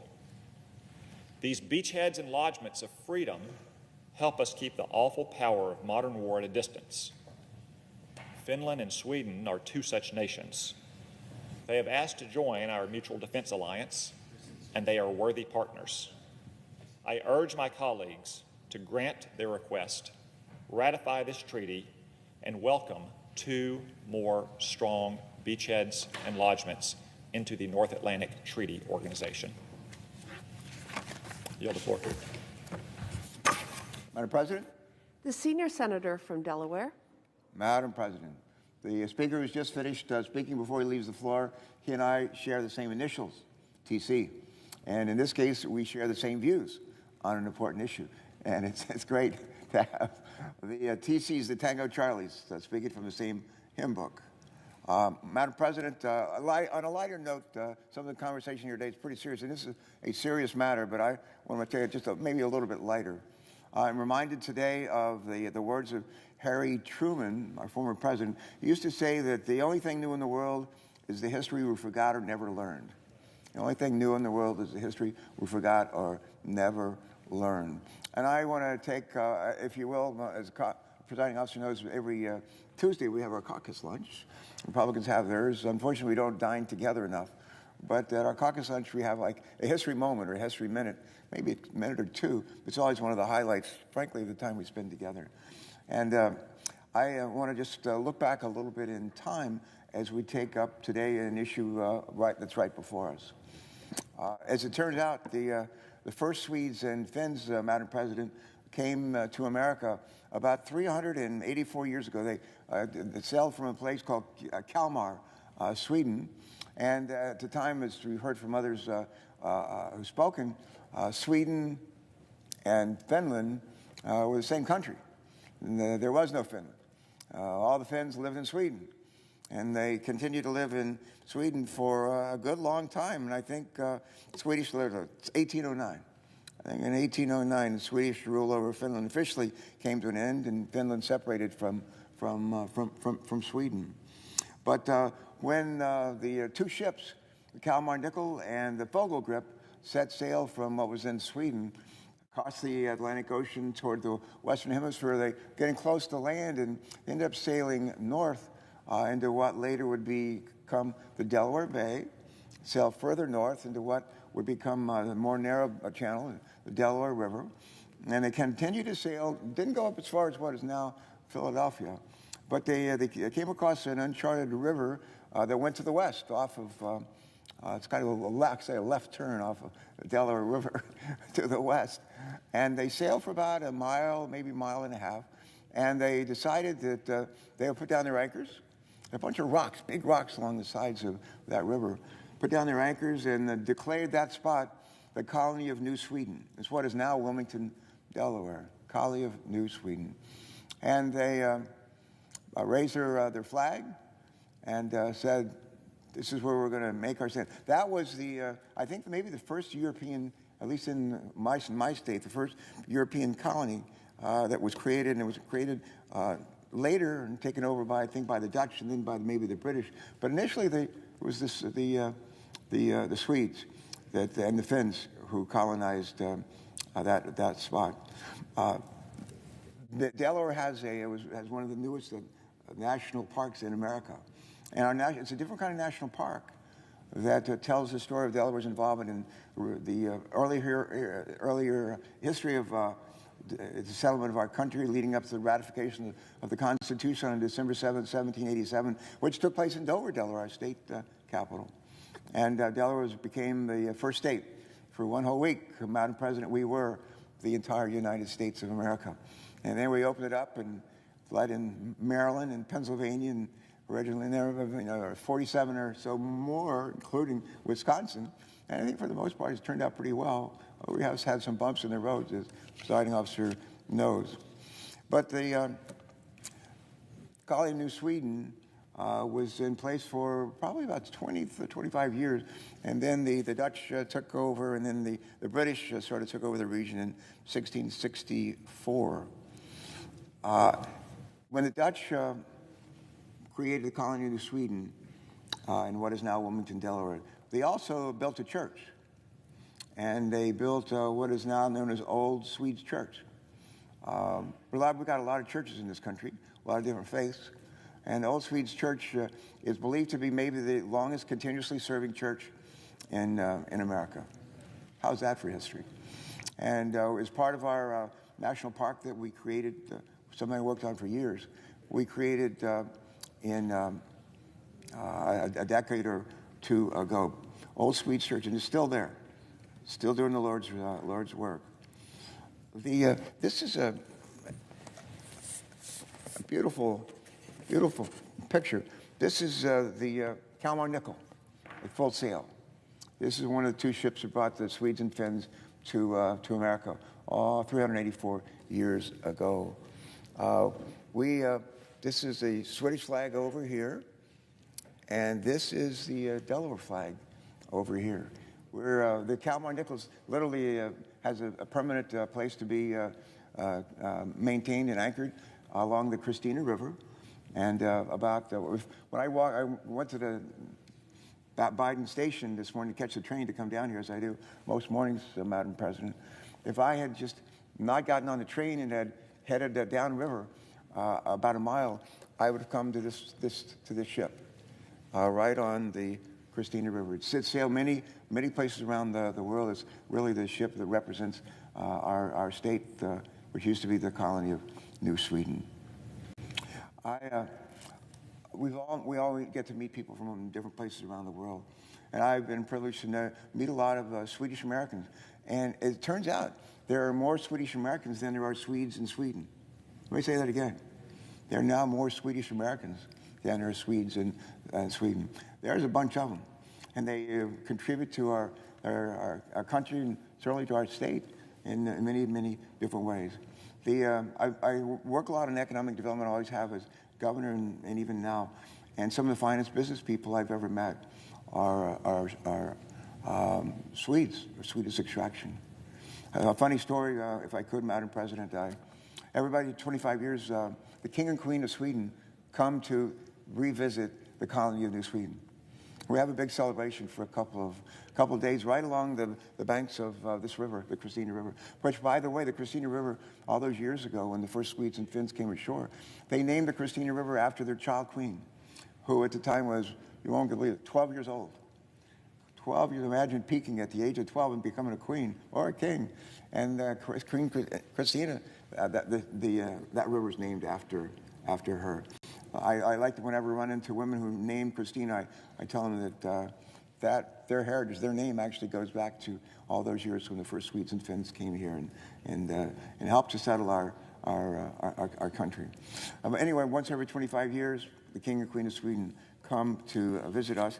And in 2013, King Carl the 16th and Queen Sylvia of Sweden came to Delaware for several days. We had a huge celebration on the banks of the Christina River. And I had the privilege of sitting next to the Queen during dinner. This big banquet, hundreds of people, black tie, beautiful evening, great music, wonderful speeches. And she and I had just a delightful time talking over dinner. And I said to her, we talked about the arts. And I like films, and I believe the presiding officer is a big film buff. And one of our early favorite directors, Ingmar Bergman, Sweden, great films for many years. And we talked about his films and the films that actually touched our lives and helped shape our lives. And we talked about music. We talked about music. And I said to the Queen of Sweden, I said, I've always heard, I don't know where I've gotten this, Madam, Your Highness, I don't know where I got this, but for some reason I make a connection between you and the singing group ABBA.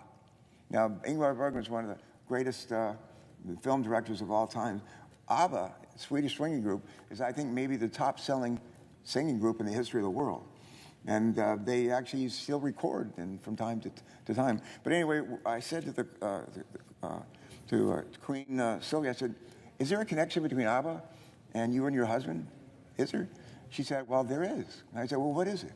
And she said, the night before we were married in Sweden, she said there was a huge celebration and a concert, outdoor concert with tens of thousands of people. And she said the headlining group for the concert was ABBA. I said, no kidding. And I said, did they sing? And she said, that was the night they debuted the song Dancing Queen. Maybe one of the best pop songs I've ever heard. And I won't say that we sat there and hummed a few bars, but maybe we did.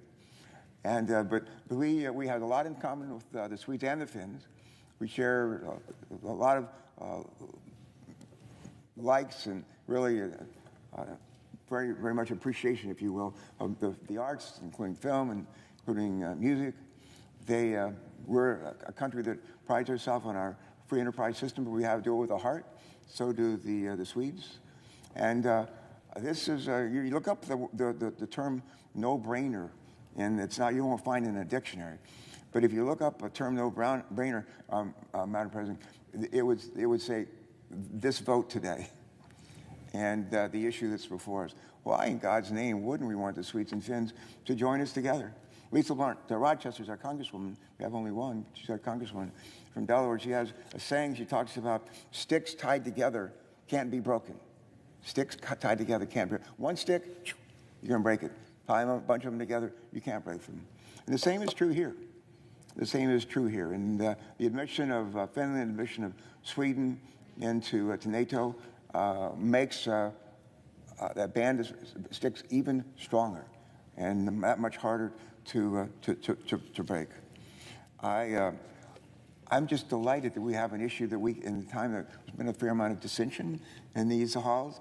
I'm delighted that we have something that I think we can all, pretty much, almost all, agree on. This is a good thing. It's going to be good for our country. It's going to be good for Sweden. It's going to be good for Finland. And I think it's going to be good for our planet. And those of us who are privileged to live in what used to be the colony of New Sweden couldn't be happier. And we're delighted to celebrate. I would just say to anybody listening, say, well, you know, I've never been to a national park in Delaware. Well, we want you to know that we have one, and it's a great one, from one end of the state to the other. And if you start up north, get off the train, walk about a mile, you'll be at what used to be the home place, the starting place of the colony of New Sweden.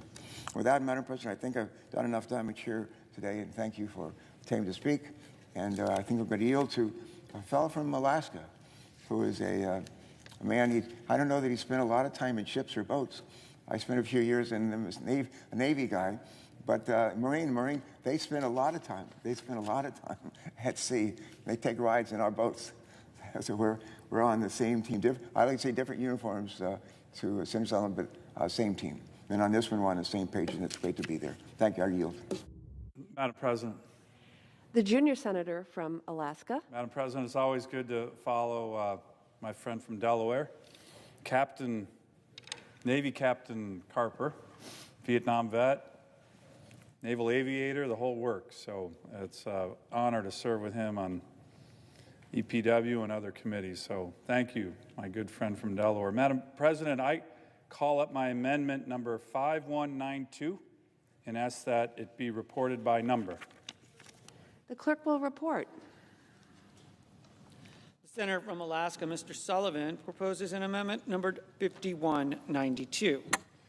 Madam President, after World War II, European leaders looked to the United States to help heal a fractured world and to help provide safety against increasing communist Russian aggression. As Winston Churchill said, quote, "There I sat with the great Russian bear on one side of me with paws outstretched, and on the other side, the great American buffalo." Well, the buffalo prevailed, NATO prevailed, and the world's most successful, and enduring military alliance was born. In 1949, the Senate ratified the NATO treaty by a vote of 82 to 13. President Truman was quoted at the signing ceremony of the NATO treaty by saying, quote, "In this pact, we hope to create a shield against aggression and the fear of aggression. For us, war is not inevitable," he continued. "Men with courage and vision can still determine their own destiny. They can choose slavery or freedom, war or peace. The treaty we are signing here today is evidence of the path they will follow." That was when President Truman signed the first NATO treaty. And indeed, Madam President, since the formation of NATO, no world wars have broken out. No country that is a signatory of NATO has been invaded by another country's military forces. In fact, the only time NATO's Article 5, which is the pillar of the alliance, which states that an attack on one is an attack on all, was invoked was actually after the terrorist attacks on America on 9/11. Our allies came to our help to ensure Afghanistan wouldn't harbor terrorists. And we appreciate that help. We appreciate it deeply from our NATO allies. Madam President, NATO, however, is more than just a military alliance. It is a group of countries with shared values and beliefs and a commitment to the principles of democracy. All of this, in addition to the military alliance, is the heritage of NATO. President Ronald Reagan summed it up succinctly in a speech to our NATO allies in 1983.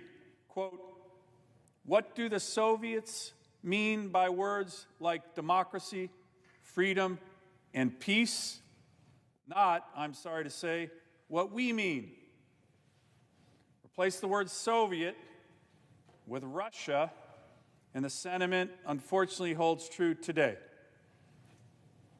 We see the antithesis of these democratic values and shared beliefs of NATO being played out in real time before us in the streets of Ukraine, where Vladimir Putin is leading a brutal assault on Ukraine, Russia's democratic neighbor, and committing atrocities, horrible atrocities, against the brave people of that country. As both President Truman and Reagan remarked, members of the NATO alliance are like members of the same house and the same family, the house and the family of democracy. So today, the U.S. Senate will welcome the nations of Sweden and Finland into the NATO family.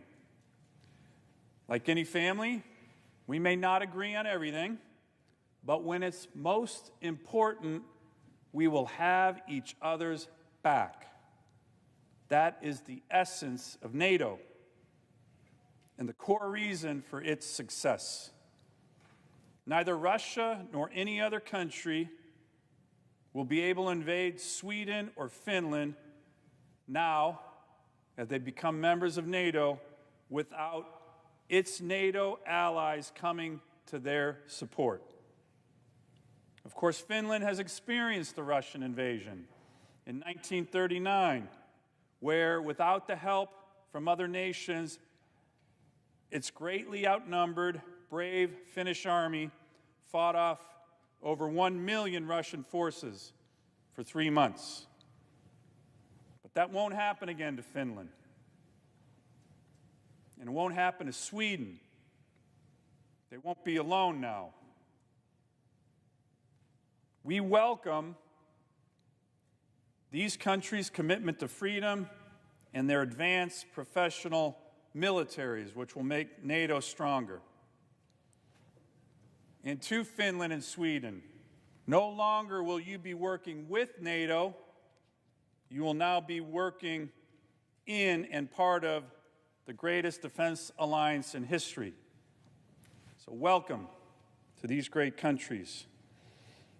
As Churchill once said, there's only one thing worse than fighting with allies, and that is fighting without them. So, Madam President, I strongly support the inclusion of these two great nations, Sweden and Finland, into the NATO alliance. Important occasions like this are also an opportunity to reflect on the obligations of membership, not just for these new NATO members, but for all NATO members. And on the heels of the Russian invasion and annexation of Crimea in 2014, the heads of state and representatives of the then 28 member countries who made up NATO attended a very important summit, a NATO summit in Wales. There they agreed upon a common goal for all NATO members that they would spend a minimum of 2% of their gross domestic product on defense by 2024.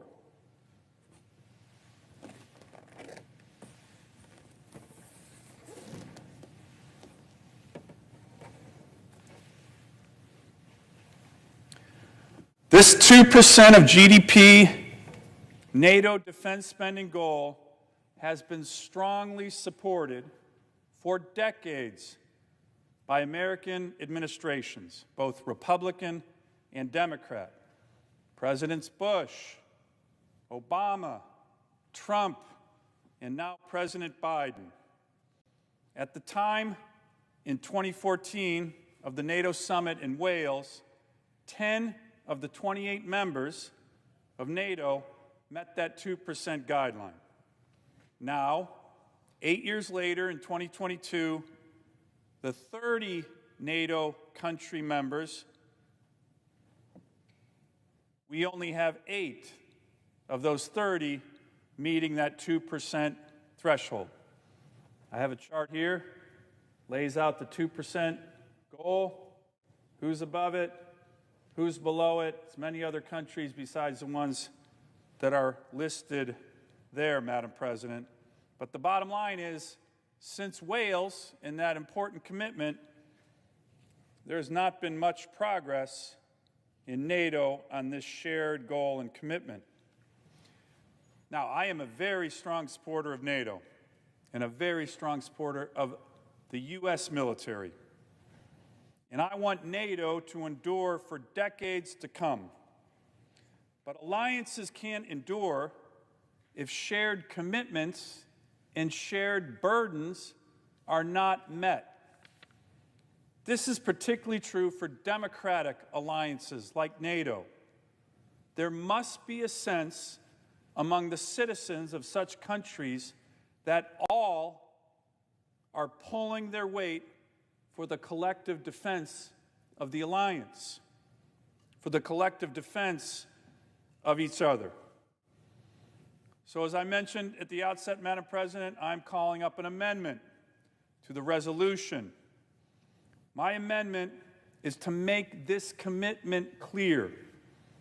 It is to announce the U.S. Senate's expectation for all NATO members, the United States, existing members, and now new members, expectations on what has already been agreed to by each NATO country and its citizens.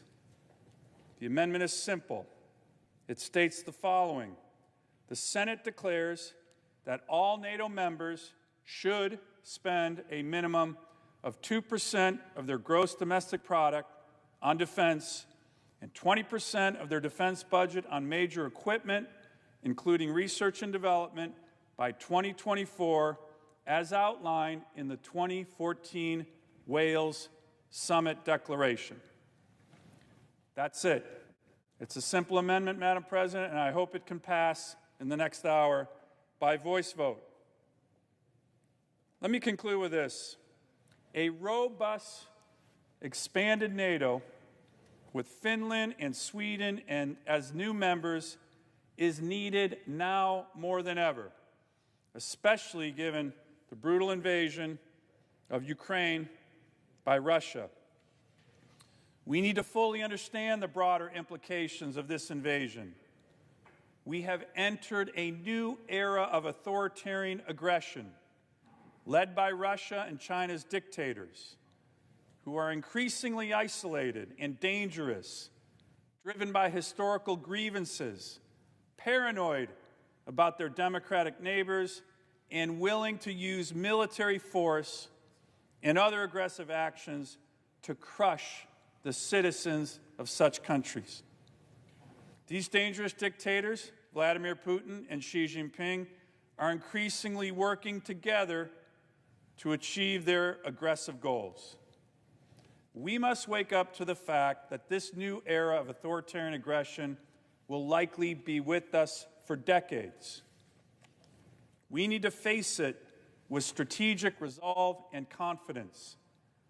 The United States has extraordinary advantages relative to the dictatorships of Russia and China if we are wise enough to utilize and strengthen them. Our global network of allies, our lethal military, our world-class supplies of energy and other natural resources, our dynamic economy, and most important, our democratic values and commitment to liberty. Xi Jinping and Putin's biggest weakness and vulnerability is that they fear their own people. We should remember this and exploit this in the months and years ahead. NATO, as an alliance, encompasses so many of these powerful comparative advantages: a lethal military, a global network of allies, dynamic economies, and the power of democratic values and the commitment to liberty. We should all welcome and celebrate the addition of Finland and Sweden to the NATO alliance, but we should also use this moment to recognize the seriousness of the authoritarian threats on the rise all over the world and recommit ourselves, all NATO members, to our obligations of collective defense moving forward. Madam President, I ask that in another section of today's record, I ask that unanimous consent that Senator Cornyn's statement be included in full. Without objection. I yield the floor. The senior senator from Maryland. Thank you, Madam President. First, I want to applaud the senator from Alaska for his comments. I agree completely with his statements, and I think his amendment making it clear that we expect the 2% to be honored by all member states is something that we all should welcome and agree to, so I thank you for your leadership. I also thank you for how you have articulated the importance of NATO to our national security. NATO is a transatlantic security partnership that has served our national security interests so well for so many years since the end of World War II. And today we're going to have a chance to vote to expand the NATO alliance by adding Finland and Sweden. I hope all my colleagues will support that. I will point out Finland already exceeds the 2% that Senator Sullivan is talking about, a percentage of their GDP that they're spending on defense. So I think this is another reason why we have countries that we want to add to the alliance. We have 30 strong now. This will even be stronger with Finland and Sweden being added to the NATO alliance. But, Madam President, what is unique about the two countries that we'll have a chance to vote on in a few moments is that they give us added value to our alliance. They make our alliance stronger. It's in our national security interest to include Finland and Sweden. They add value militarily and economically to this alliance. The geostrategic location of these two countries are critically important to our national security. Just think for a moment about the threats to the Baltic nations that we've seen by Russia, Estonia, Latvia, and Lithuania. Think about where Poland has been threatened because of Russia's aggression in Ukraine. Adding Finland and Sweden will help us round out the security alliance necessary to provide the security that we need. Both of these countries are already committed to interoperability with the NATO alliance. They've already are familiar with how NATO's process and procedures are utilized. So we have two countries that are ready from day one to be active participants in the alliance. They both participate in regular participation and training exercises with NATO and U.S. forces. Both Sweden and Finland have done that. They have contributed troops. Sweden's contributed troops to the NATO-led operations in Kosovo, to Afghanistan, to Iraq. So we have countries that have already stepped up to help us in security and now will be a formal part of the security alliance. They'll add also a dimension that is important for us in regards to winter warfare. The cold response winter warfare exercises have been participated. Finland has the Arctic capabilities that are going to be critically important to us as we move forward. So we're adding value to the NATO alliance as well as expanding the number of countries. I want to mention one other area in cyber and misinformation. We have two countries that have been very active in being victimized by the misinformation campaign by Russia. They are very much, Sweden has a psychological defense agency that they created in 2016 that's going to be important for us. As we know, Mr. Putin uses every weapon in his arsenal, including misinformation, in order to try to bring down democratic states. We know that in Sweden's case, they are already taking decisive action to counter the misinformation. And Finland has an anti-fake news initiative, which is absolutely fascinating. They recognize that Russia is trying to invade their country through misinformation, and they have an active way of defending against it. So as I said earlier, we have two countries that will add value to the alliance. The timing here couldn't be better. We have stood up an international resolve to support Ukraine in the invasion by Russia.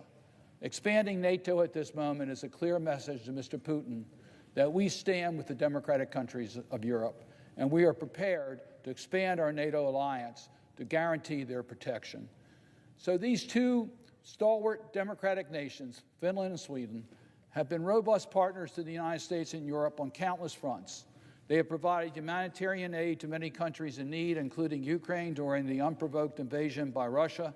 Combined, Finland and Sweden have provided over $120 million in military and humanitarian aid to Ukraine between February and June of 2022. These two nations have also shown a commitment to democratic governance, ranking third and fourth, respectively, on the Global Democracy Index of 2020, according to Economist Group. So we have two of the leading democratic states. Finland and Sweden have proven time and time again that they have the defense capabilities and commitment to democracy in Europe that make them essential NATO allies. The Senate must act now to bolster this global peace and security by voting in favor of Finland and Sweden's accession to the North Atlantic Treaty, and I urge my colleagues to do that.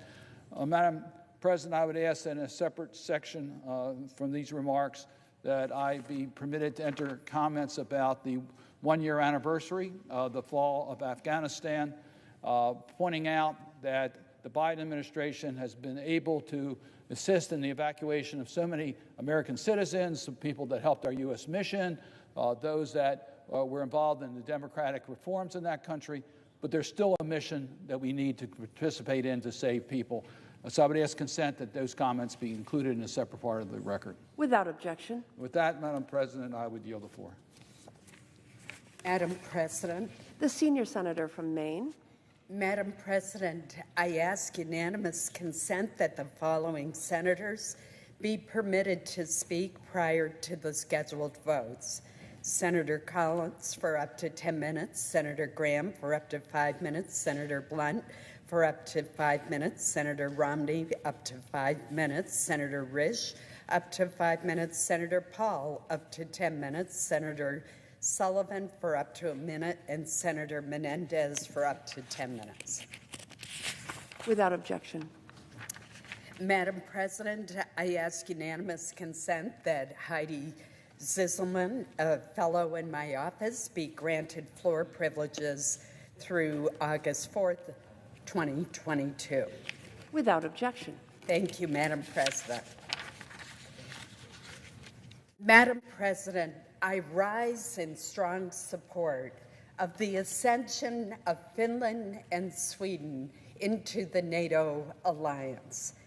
In May, I visited Helsinki and Stockholm as part of a Senate delegation to encourage the Finnish and Swedish efforts to join the alliance. Our trip, however, started in Ukraine.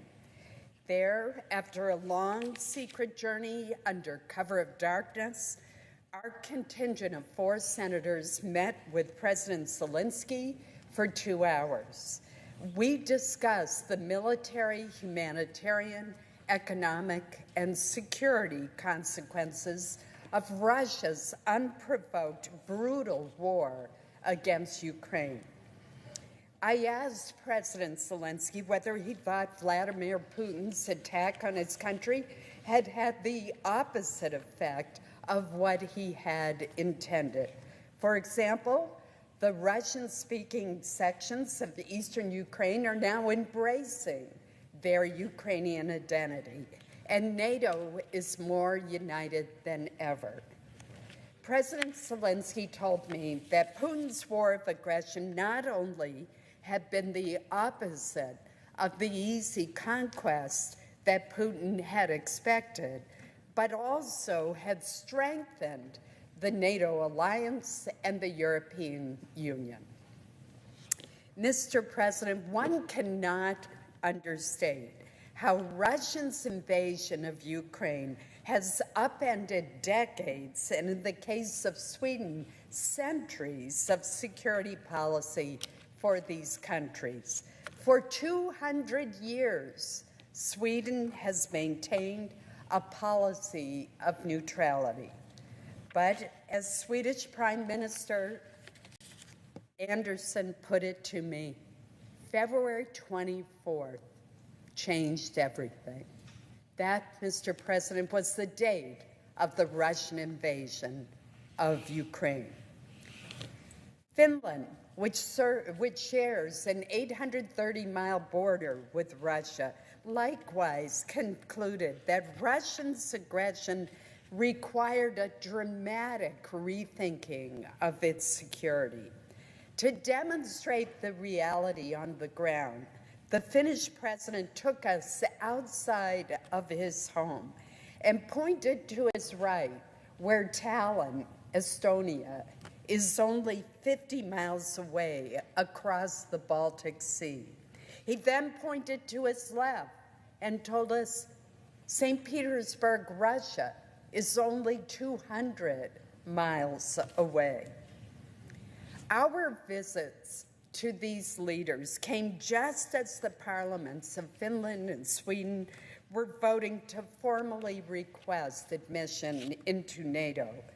We assured their leaders that there was strong bipartisan support in the Senate for their ascension, and that adding their capabilities to the alliance would improve, would strengthen our collective defense and security. And this is indeed an important point, Mr. President. Sweden and Finland will both bring enormous geographic advantages and military capabilities to NATO. Finland is expected to exceed NATO's 2% defense spending target this year, and Sweden has committed to meeting that target as soon as possible. Finland has the largest reserve military force in Europe and has recently decided to upgrade its current fleet of American F-18 fighter jets with the 5th generation F-35. For the past several years, Sweden has been increasing its arms spending, and the country has advanced defense industrial capabilities. The addition of both these nations to NATO will bolster deterrence against Russia in the Arctic, Nordic, and Baltic regions. For decades, Finland and Sweden have had a strong history of support for NATO. Their advanced militaries are, for example, interoperable with member nations. Both countries also have supported NATO-led operations over the decades, including in Afghanistan, Kosovo, and Iraq. They frequently participate in alliance-led exercises and capacity-building operations in Africa and elsewhere. During the current crisis in Ukraine, Finland and Sweden have been invaluable partners to the Ukrainians. They have been sending vital military aid to Ukraine, as well as humanitarian assistance since February, including anti-ship missiles, rifles, body armor, and anti-tank weapons. There are few critics, Mr. President, who contend that this NATO expansion, which would more than double NATO's direct border with Russia, is somehow provocative to Vladimir Putin. This assertion ignores a clear pattern of Russian aggression extending back years. In 2008, Russia invaded its neighbor, Georgia. In 2014, Russia invaded Ukraine for the first time, occupying and seizing Crimea and areas of eastern Ukraine. Then earlier this year, of course, Russia launched the largest and most devastating land war in Europe since World War II, without any justification or provocation, when it invaded the free and democratic nation of Ukraine. Mr. President, this expansion of NATO is warranted precisely because of Russian provocations across the region. As always, NATO and the United States have no desire to see a war with Russia, but we will defend the territory and sovereignty of each of its members. Russia's brutal and unprovoked invasion of Ukraine has permanently changed the European security environment, enlarging NATO to include two of our most capable and supportive European allies, Finland and Sweden, is a necessary and deliberative response.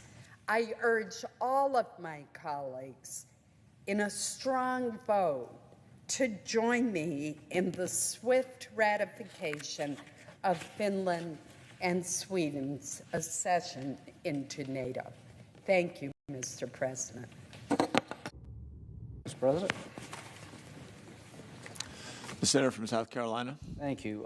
One, I want to associate myself with the comments of Senator Collins from Maine. That was a great story about why we should all be happy about today with Finland and Sweden and why this makes a lot of sense. There's one person that I want to thank that I usually don't give a whole big shout out to is President Putin from Russia. Without you, we wouldn't be here. You've done more to strengthen NATO than any speech I could ever hope to give. John McCain, I wish you were alive today to celebrate, because what we've been able to accomplish here through Putin's invasion of Ukraine is to remind everybody in the world, when it comes to bullies, you better stand up to them before it's too late. So our friends in Finland and Sweden have decided to join NATO. That's a good thing. But let me put Ukraine in perspective right quick. Our military leaders and our experts told us After the invasion, 4 days they'd be in Kyiv. Well, they miscalculated. They overestimated the capability of the Russians, and they certainly undercalculated the resolve of the Ukrainian people. We're 160 days into this fight. Ukraine is still standing, bloodied but unbowed. NATO is bigger. Crippling sanctions on the Russian economy. The ICC is investigating war crimes committed by Putin and his cronies. You've got 100 United States senators. We can't agree on Sunday being a day off, have agreed that Russia should be a state sponsor of terrorism under U.S. law. So 160 days in this fight, I'm telling you right now, things are looking pretty good for the good guys, and I say that knowing how much suffering has gone on in the Ukraine. But today we're here to admit 2 new members of NATO. NATO has been the strongest force for good, I think, on the planet since 1949. It's a group of countries organized around democratic concepts that have pledged to one another mutual defense. Attack on one is an attack on all. It's deterred war. It's been a stabilizing influence in Europe since the end of World War II, and along comes Putin. So NATO today is going to be bigger than it was before the invasion. NATO today is going to have more military resources than before the invasion by Russia into Ukraine. Again, I want to thank President Putin. You have done something for the democratic world that we have not been able to do for ourselves. To NATO, as an organization, keep your eye on the ball, pay your 2%. To my friends who suggest that expanding NATO makes us weaker against China, what movie are you watching? How can you believe for one moment abandoning Ukraine or showing less of a commitment to European stability will make China more afraid of us and less likely to invade Taiwan? The best thing we can do right now as a world, particularly the democratic world, is to become stronger in the face of aggression, to make NATO bigger, and we're going to accomplish that here in a few minutes. So to all my colleagues who have come down here and spoke on behalf of the admission of these 2 countries, God bless you, you're on the right side of history. And one regret I do have is my great friend Senator McCain could not see today come about, because he would be exceedingly pleased that the democratic world has rallied in the face of aggression by Putin. With that, I yield the floor. Mr. President. The Senator from Missouri. Mr. President, I want to join my colleagues in my appreciation for the expansion of NATO. As others have said, the greatest alliance maybe in history, certainly in the last 200 years, and an alliance that has served great benefits and now is growing. You know, NATO's been there since 1949. The 2 countries that we're going to be voting to admit today have resisted since 1949 being part of NATO, but with the recent actions, they've decided you now have to choose a side. Now, they are not countries that have been on the sideline just hoping nothing would happen. They're countries that had significant defense capacities, significant military capabilities. They'll be net security contributors to NATO. They bring to the alliance these advanced capabilities. They bring a neighborhood understanding of Russia that has greater than maybe almost any other country, particularly Finland, with, has been mentioned, that 800-plus mile border that will double the NATO border with Russia. They've been defending that border since World War II, and the Russians understand their capacity to defend it. They frankly bring good real estate and good location. The Baltic, I wish I had a map here on the floor with me, but I don't have. The Baltic really becomes a NATO sea, and that's an important thing. Norway already in NATO, Sweden joining NATO, Finland joining NATO, right across from the 3 Baltic countries that are much more in need of assistance than these 2 countries that are joining an alliance that will give them that assistance. It's an incredible day for NATO, the Baltic Sea, the Arctic. I've heard more, Mr. President, on this floor and in this country about the Arctic in the last 5 years than I think we've talked about in the previous 25 years. the Arctic basically becomes NATO territory with the sole exception of Russia. The United States, Canada, Norway, Sweden, Finland become the countries that are bound not only in the neighborhood to the Arctic, but also in a supportive alliance. We've been hearing about how China wants to become an Arctic power. I think the change in NATO makes it incredibly harder for China to become an Arctic power or for Russia to become an Arctic abuser, and we're seeing that happen right here. Again, great capability. The Swedes have an Air Force, a Navy. They have the best cyber offensive and defensive capability in Europe. That large industrial base. Finland just agreed to buy 64 F-35s to replace their F-18s. Both countries have been working with us in military exercises for years. They are virtually immediately interoperable. They bring capacity to the NATO alliance that it doesn't have without them. I'm grateful that they're joining. Finland already at the 2% goal of their commitment to their own national defense. Sweden will be there by 2028. Senator Durbin, who's here on the floor with me, and I met with both of these countries recently, and they are absolutely committed that this is the moment when the NATO alliance takes on new meaning, not only to their two countries, but I think to, and not only Western Europe, but frankly to the world. This is an alliance that stands for shared values, that stands for border integrity, that stands for being sure that those things go into the future. I urge all of my colleagues to vote for this today. I'm glad we're able to be among the first. We were hoping we'd be the first country to approve the admission into NATO of these two countries. But we'll be among the first. I think it sends a signal to the world and hopefully to all Americans that not only is NATO important, but it will be stronger with Sweden and Finland than it has ever been.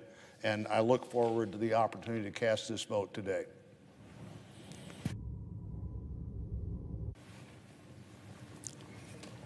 Mr. President. The Senator from Utah. I rise to oppose the Paul Amendment to the Resolution of Advice and Consent to Ratification for the Accession of the Republic of Finland and the Kingdom of Sweden to NATO.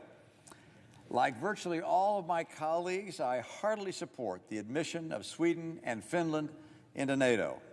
Their commitment to democracy, their military capabilities, and their resolve in the face of Russian aggression is welcome. With Russia's unprovoked attack on Ukraine, NATO has been united in providing support for the Ukrainians to defend themselves. NATO is also united in its adherence to the provisions of the NATO treaty. The world is watching to see if there are any cracks in that commitment, particularly with respect to its provisions for mutual defense. We must not in any way appear to be going wobbly on Article 5. I fear that the Paul Amendment would do just that. Further, Senator Paul's amendment is unnecessary. The NATO treaty specifically states this, quote, "This treaty shall be ratified and its provisions carried out by the parties in accordance with their respective constitutional processes." That's in the NATO treaty itself. So adding the language of the Paul Amendment would only add confusion and potentially communicate to the world that this body seeks something in addition to the adherence to the constitutional process that the treaty already requires. Now, it's well and good for Congress to consider war powers and our role in military conflicts, but doing so as part of the accession of Sweden and Finland to NATO, while Ukraine is under attack and while Russia may potentially be eyeing violence against NATO nations, is surely not the time. Our commitment to NATO and to Article 5 must be clear and unambiguous. Throughout our nation's history, the United States has not once ratified NATO protocols with a reservation. I'm going to say that again to make sure I get it right. Throughout our nation's history, the United States has not once ratified NATO protocols with a reservation. Now should be no different. Doing so could send the wrong message to the people of Ukraine, to our other friends and allies. It could even be propagandized as a nod to Putin. I urge my colleagues to vote down Senator Paul's amendment. Our message must be clear. We stand with NATO, with Article 5, and with the admission of Finland and Sweden into our alliance. I yield the floor. Mr. President. Senator from Illinois. I ask unanimous consent to speak for 5 minutes. Is there objection? Without objection. Mr. President, I hope that my remarks are even less. I stand in solid support of the accession of Finland and Sweden into NATO. Just a few weeks ago, I was fortunate to visit Lithuania. It's a country which means a lot to me personally and to my family. And I met with the former President Vala Adamkus. Adamkus, a Lithuanian immigrant to the United States, had a distinguished record in our government service here and then returned to Lithuania after his retirement from the U.S. federal government and ran successfully for president. He had the vision to realize that the future of Lithuania and the Baltic states was in the European Union and NATO, and worked strenuously to achieve those goals, and I was happy to be joining him in that effort. Now, this moment in history really complements his leadership, because the accession of Finland and Sweden to to NATO, is a confirmation that the Baltic Sea is safer than ever when it comes to the West. If Vladimir Putin thought that by invading the Ukraine, he could somehow inhibit the future of NATO or in some way limit its future, the opposite has occurred. NATO is stronger than ever, and the United States' commitment to NATO is stronger than ever. The fact that only a handful of senators from either political party are even questioning the accession of Sweden and Finland are good indications to me that we have bipartisan support for this NATO coalition now more than ever, and we should. First for the Ukrainians, and secondly for the United States and its future. Those who are speaking against the accession of Finland and Sweden suggest that we ought to focus our attention anew on Asia. Well, we cannot ignore Asia. It's an important part of our near-term future, and we've got to show strength throughout the world. Why don't we start right now with this accession of Finland and Sweden? The strengthening of the NATO alliance says to any adversary of the United States, even to China in its future, that this country does business with other countries in the world on an arm's length basis and a respectful basis, and can deal with democracies in a constructive way in building their economies for the future. I will gladly join in the support of the accession of Finland and Sweden to NATO. I believe it not only strengthens that alliance when it comes to this war in Ukraine, it prepares us for challenges in the future, and it's the right thing for America's security. I yield the floor.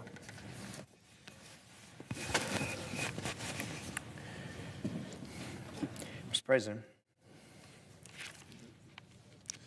Senator from Idaho. Thank you, Mr. President. Well, today I rise and urge my colleagues to vote in favor of the accession protocols for Finland and Sweden to join NATO.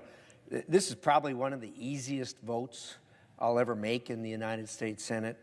I've listened to arguments about Asia somehow, that it comes in here. Look, this is we can walk and chew gum at the same time. Certainly we need to look at what's going on in Asia, pay attention to what's going on in Asia, but what we're talking about here is the defense of the North Atlantic. And this organization was put together many years ago. It has grown over those years to be 30 strong, and now we're going to add 2 more. NATO has been I have characterized it as the most successful political and military alliance in the history of the world, certainly the most powerful alliance in the history of the world. And today we have the opportunity to expand the alliance by including Finland and Sweden. Now, over the years, we've added various countries, and debates could be had about those countries as to whether or not they are sufficient to join NATO and be part of the Article 5 attack on one. It is an attack on all alliance. But on Finland and Sweden, there really is little, if any, argument. These are 2 very successful countries.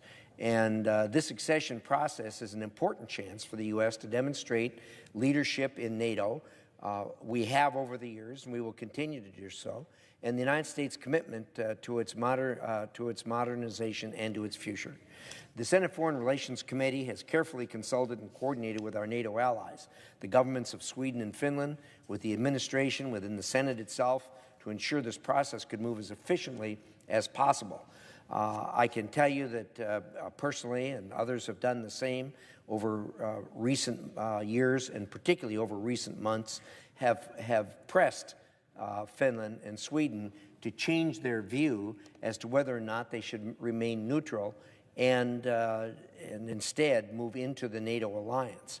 And on February 24th, we all know the world shook. Things changed dramatically. After Putin's unprovoked attack on Ukraine, Sweden and Finland, I'm sure, woke up and said, you know what, that could be us next. But it won't be us if we join NATO. And so their polling in their country changed dramatically on February 24th as to whether or not NATO membership was appropriate for them. They have now enthusiastically said that NATO is appropriate for them, and we have shown in this body bipartisan support for Finland and Sweden joining NATO. Finland and Sweden will make model members of the NATO alliance. Both have strong and capable militaries in place now and are already net contributors to the security alliance. As is pointed out earlier by Senator Collins here, they have been very active in NATO, even though they're not members of NATO, by participating in various drills that have taken place, and also by participating in the duties that NATO does, strengthening the eastern flank of NATO. They've also demonstrated interoperability with NATO, which is extremely important, and commitment necessary to join the alliance. I would say that today, with what's going on in Ukraine, Finland and Sweden joining the alliance is even more important. When the shooting's over in Ukraine, it won't be over. NATO is going to re-examine what they need to do to strengthen themselves.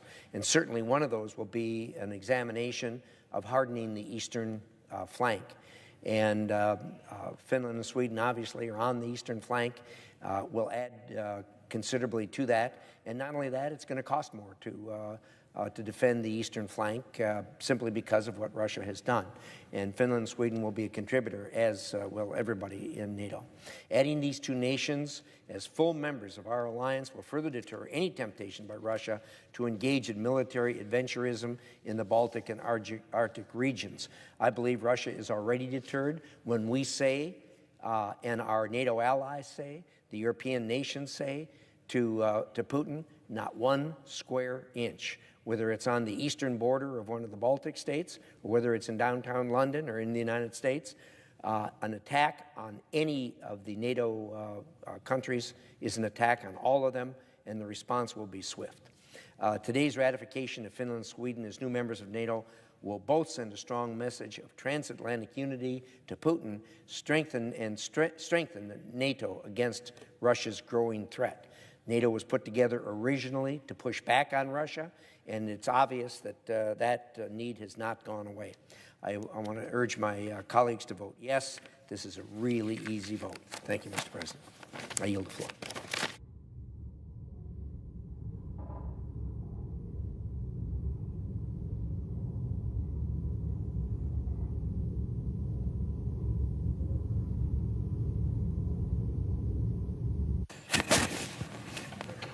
Mr. President.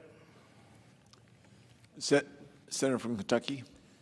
Today, the Senate will vote to expand the NATO alliance to include Sweden and Finland. A crucial question that should be answered is whether Sweden and Finland's ascension to NATO is in America's best interest and whether their joining will cause more or less war. Well, for every action, there is a reaction. What do our adversaries say?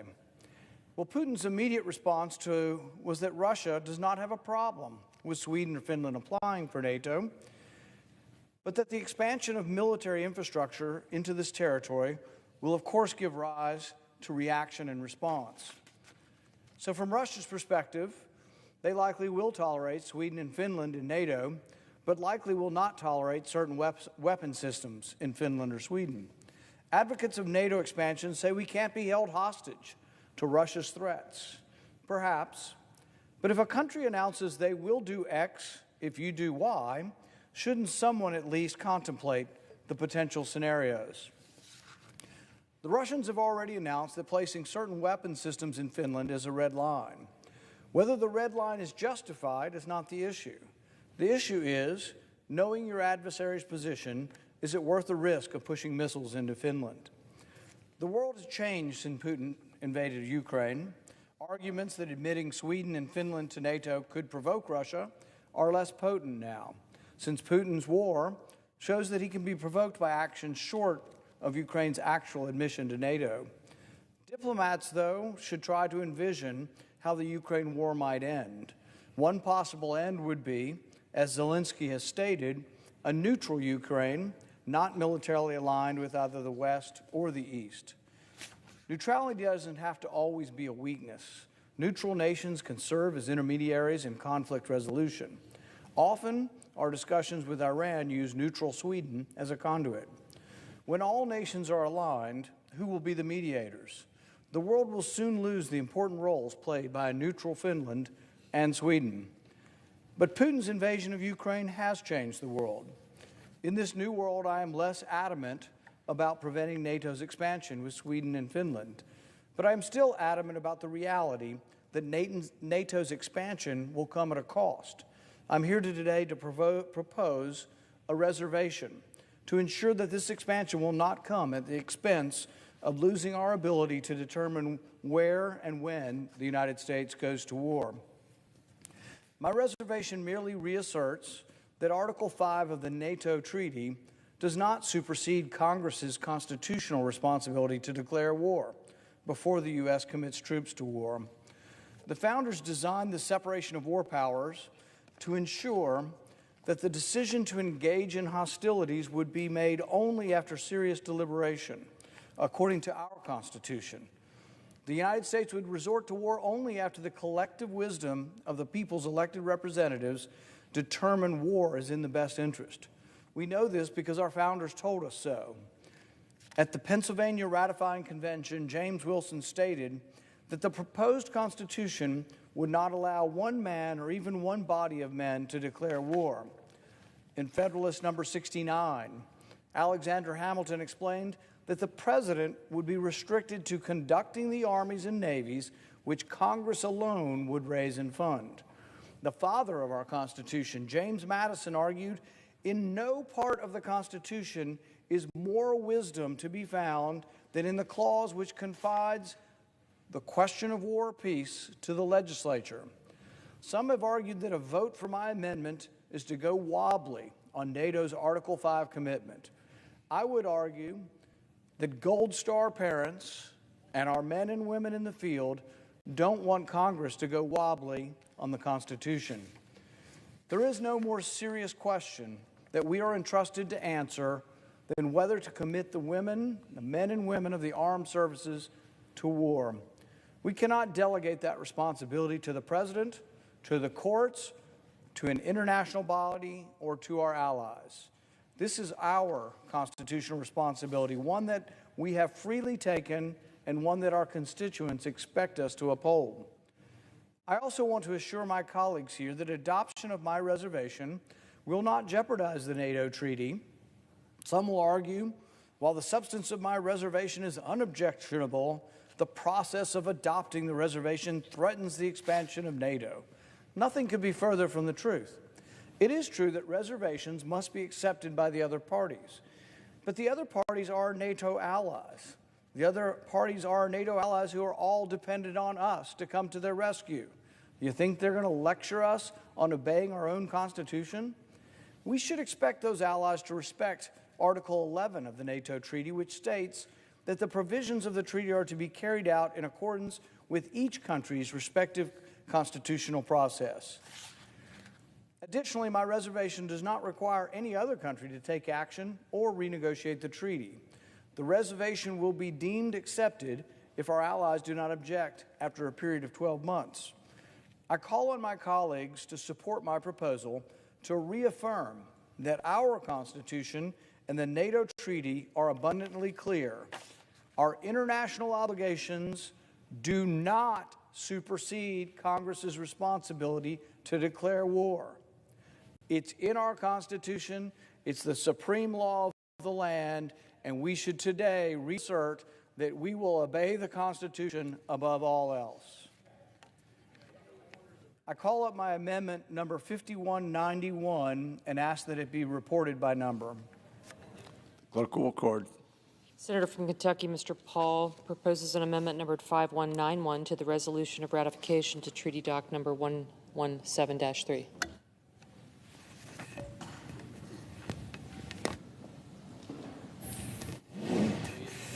Dispense with the reading.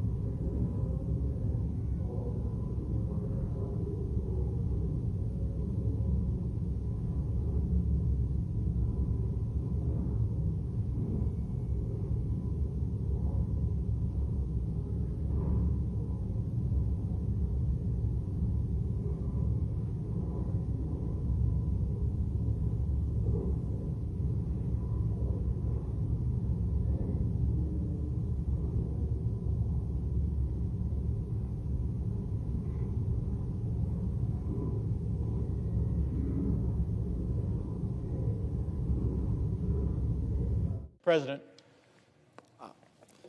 The senator from New Jersey. Mr. President, as we bring to an end this debate about the accession treaty for Sweden and Finland, I've been listening in my office to my colleagues' comments, and I think it's all been very constructive, but I do have a different view, on some points that have been made that I think are wrong, and before this body casts a vote, I think they should understand why. I appreciate Senator Paul's focus on Congress's prerogatives with respect to war powers. Like Senator Paul, I have a deep respect for the critical role that the Constitution assigns to Congress in this area, and I believe our democracy is stronger for it. But I rise to convey that Senator Paul's amendment is unnecessary, unprecedented, and if adopted, will be deeply damaging to NATO and our relationship with NATO allies. That is why the Foreign Relations Committee, in marking up these treaties, overwhelmingly, in a bipartisan vote, voted down a substantively identical amendment offered by Senator Paul. The amendment before us today is not necessary. There is no question that the North Atlantic Treaty and the Finland and Sweden protocols do not and cannot supersede the Constitution. No treaty can. This is a well-established and well-understood point that the Supreme Court has reaffirmed. The amendment, however, would be deeply damaging to our core national security interests. Neither the United States nor any other NATO ally has ever insisted on a reservation, a statement that would limit and call into question our adherence to NATO obligations. But that's exactly what this amendment does. If adopted, it would be shared with all NATO members and would signal to them that we are limiting our obligations to NATO with regard to Article 5 of the NATO Treaty. If we go down this road, we can expect that other countries will do so as well, gutting the core commitment that NATO members make to each other. Particularly at this time, with Putin's rampage in Ukraine, his energy war against Europe, and his constant saber rattling, it would be self-defeating to do anything that casts doubt on our rock-solid commitment to NATO and our NATO allies. So let me reiterate. There is no question that neither the treaties we are voting on today nor any treaty can supersede the Constitution. That position is clear in law and clear in logic. The Constitution is supreme. From there, we have one task before us, providing advice and consent to Finland and Sweden's accession in a manner that strengthens the NATO alliance and strengthens our allies. The amendment before us would do the opposite. And for those reasons, I oppose that amendment and urge all of my colleagues to do so as well. Finally, let me address some of the other critics of Sweden and Finland's accession to the NATO alliance.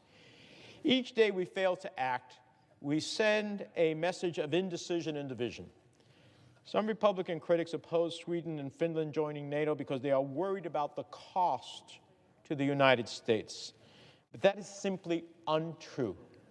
Sweden and Finland will reduce these costs. Instead, we should be asking, what is the cost of delaying NATO expansion? What is the cost of debating protection for Europe's democracies? What is the cost of denying security to Sweden and Finland? I'll tell you, these 11th-hour concerns standing in the way of this process only serve Putin's interests. Other critics want an amendment undermining Article 5 of the NATO Charter that says an attack on one NATO member is an attack on all. But as I said before, this was overwhelmingly rejected by both sides of the aisle in the Senate Foreign Relations Committee. And then there are still others who say we shouldn't accept Sweden and Finland into NATO because China, not Russia, is our greatest foreign policy threat. Well, let me just say one thing. If you want to make sure you meet the China challenge, the first thing you want to do is defeat Russia in Ukraine. Xi Jinping is looking at what's happening in Ukraine. He's looking at what the West is doing in Ukraine, and he's making calculations as it relates to Taiwan and elsewhere in the world. You want to make sure that you defeat Russia in Ukraine. And let me also say that as someone who has worked on foreign policy for 3 decades and who is intimately aware of the danger and risk that China poses, we have to be able to meet that challenge in multiple dimensions. Sometimes we face more than one threat at the same time. Sometimes our values and commitments compel us to stand up for what we believe in. And this is one of those times. Putin's regime continues to push and probe for weakness. And NATO is the best institution we have to check his push for power across the continent. Over the course of the last 70 years that NATO has existed, it has used an open-door policy when it comes to accepting new member countries. These countries must be functioning democracies. They must treat minorities fairly.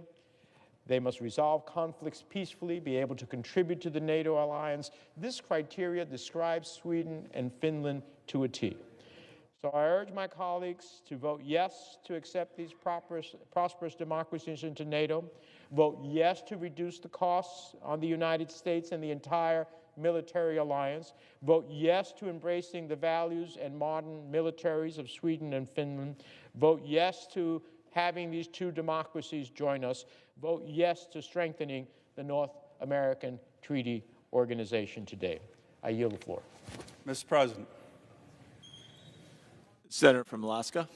Mr. President, I just spoke an hour ago on the floor, and I'm a very strong proponent of Sweden and Finland joining NATO. I'm also a very strong supporter of NATO, and I want the alliance to endure for decades to come. But alliances can endure if shared commitments and burdens are not met. This is particularly true for democratic alliances, where there must be a sense among the free citizens of such country that all are pulling their weight for the collective defense and shared goals they all agree to. So, Mr. President, the amendment I just called up an hour ago, S5192, is meant to make this clear.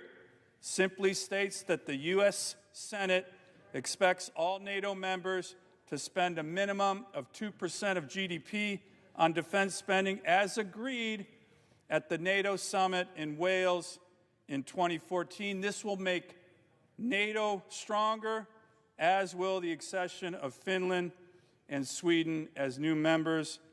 And I ask for a voice vote on this amendment.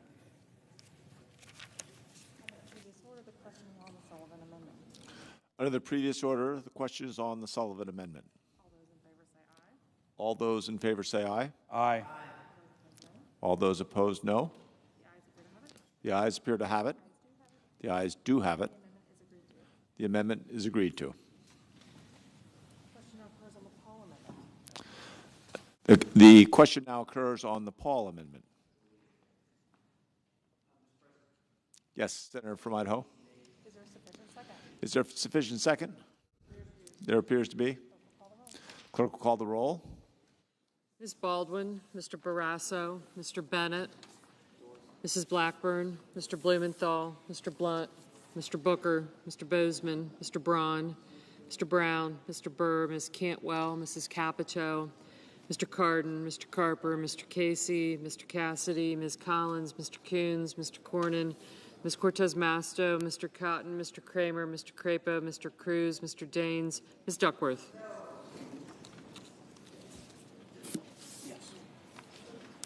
Mr. Durbin. Ms. Ernst.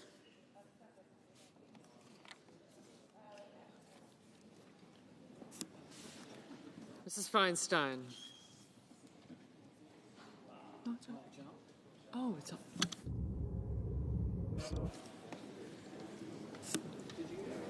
Yes, I did.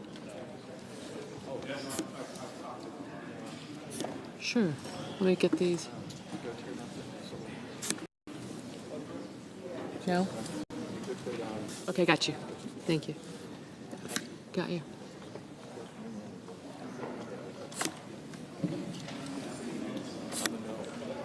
You are. Thank you. I got Schumer. Yeah, okay.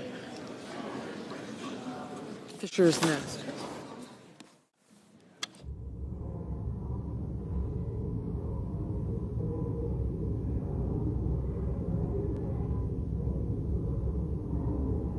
Mrs. Fisher.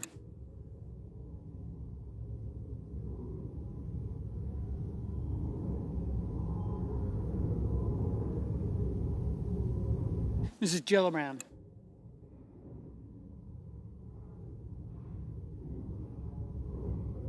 Mr. Graham.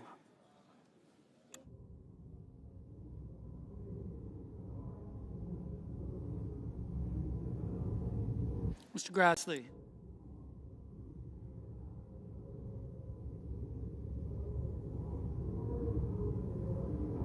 Mr. Haggerty.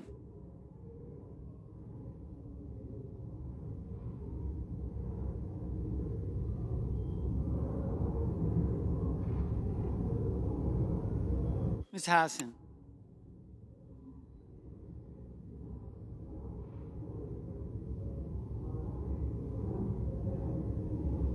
Mr. Hawley.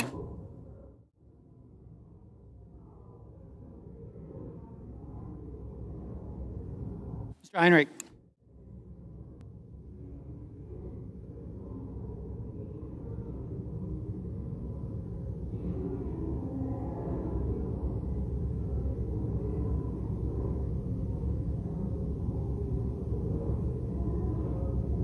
Mr. Hickenlooper.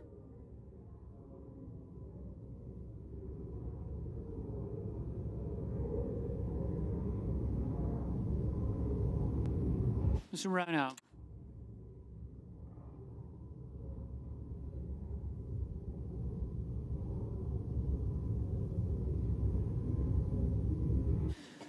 Mr. Hoven. Mrs. Hyde-Smith.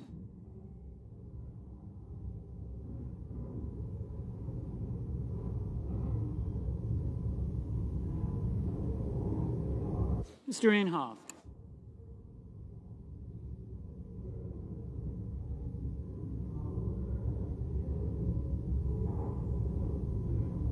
Mr. Johnson.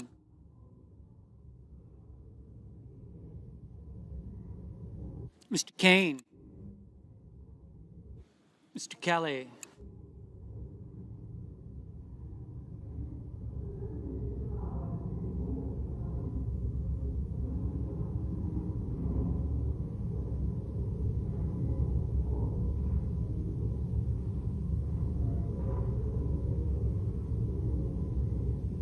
Mr. Kennedy. Mr. King.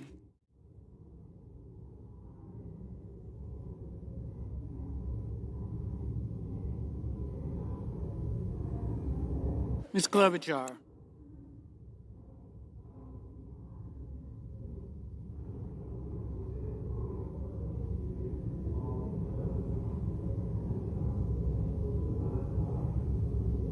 Mr. Langford.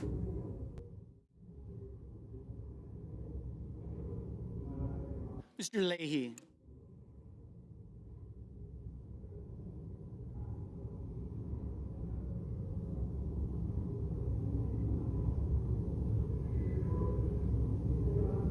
Mr. Lee.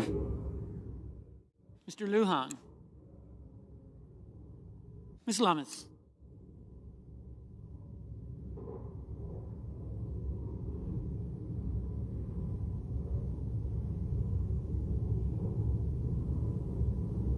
Mr. Manchin.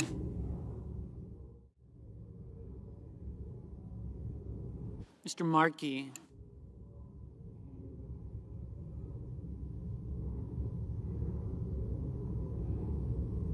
Mr. Marshall.